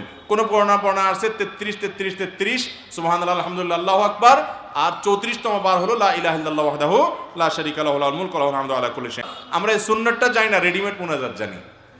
এরপরে প্রশ্ন হলো, বাবা মারা যাওয়ার পর তার ঋণের পরিশোধের দায়িত্ব ছেলে মেয়ে উভয়ের উপরে হবে নাকি শুধু ছেলের উপরে হবে? বাবা মারা যাওয়ার পর তার যদি কোনো ঋণ থাকে তাহলে সেই ঋণ সন্তানরা না, বরং তার পরিত্যক্ত সম্পদ যেগুলো রেখে মারা যাবেন ওইগুলো দিয়ে ঋণ পরিশোধ করতে হবে। কথা কি বুঝাতে পারছি? সেগুলা বিক্রি করে ঋণ পরিশোধ করার পর টাকা পয়সা থাকলে, জমি জমা থাকলে সন্তানরা ভাগ করে নিবে। আর যদি ঋণেই সব চলে যাবে সন্তানরা ভাগ নিবে না। কথা কি বুঝাতে পারছি? সন্তানদের উপরে বর্তাবে না। সন্তানরা যদি দেয়, সন্তানরা যদি দিতে চায় তাদের তরফ থেকে, যেমন অনেক কিছু রেখে যান নাই, কোনো সম্পদ নাই, এখন সন্তানরা যদি দিতে চায় সেটা অবশ্যই ভালো, সেটা দিলে কোনো অসুবিধা নাই। কথা কি বুঝাতে পারছি? সন্তানরা বরং নৈতিক দায়িত্ব, যে বাবার কোনো সম্পদ নাই, আল্লাহ আমাদেরকে তৌফিক দিয়েছে, তাহলে তাদের উচিত বাবার তরফ থেকে দেওয়া। ছেলে টাকা থাকলে ছেলেও দিবে, মেয়ের টাকা থাকলে মেয়েও দিবে, কিন্তু এটা মূলত কর্তব্য কার? সম্পদটা হলো বাবা মা। ভাইরা আমার, আর 3টা প্রশ্ন আছে। ইমামের পিছনে আল্লাহু আকবার তাকবীর না বললে নামাজ হবে কি না বলবেন? ইমামের পিছনে কেউ যদি প্রথম তাকবীর না বলে আল্লাহু আকবার তাকবীরে তাহরিমা, তাহলে তার নামাজ হবে না। কারণ তাকবীরে তাহরিমা দাঁড়ায় পড়া ফরজ। তাকবীরে তাহরিমা কি? অনেকে আছে ইমাম সাহেব রুকুতে আছে, দৌড় দিয়েছে রুকুতে চলে যায়, আছে না? তাকবীরে তাহরিমা বলে না, তাদের নামাজ হবে না। দাঁড়ায় তাকবীরে তাহরিমা বলতে হবে, এরপর রুকুতে যেতে হবে। রুকুর তাকবীর যেটা, ওটা সুন্নত, যেটা না পড়লে নামাজ হয়ে যাবে। কিন্তু প্রথম তাকবীরে তাহরিমা ওটা কি? ফরজ। তাহলিলুহা তাকবীর, হাদিসে আসছে নামাজ শুরু হয় তাকবীর দ্বারা। এরপরে প্রশ্ন হলো, ইমামের কেরাত সহি না হলে তার পিছনে নামাজ শুদ্ধ হবে কিনা? ইমামের কেরাত যদি এত ভুল হয় যে ভুলের কারণে লাহানে জলি হয়, বড় ধরনের ভুল হয়, তাহলে তার পিছনে নামাজ হবে না। অর্থ বিকৃত হয়ে গেলে তার পিছনে নামাজ হবে না, জায়েজ হবে না।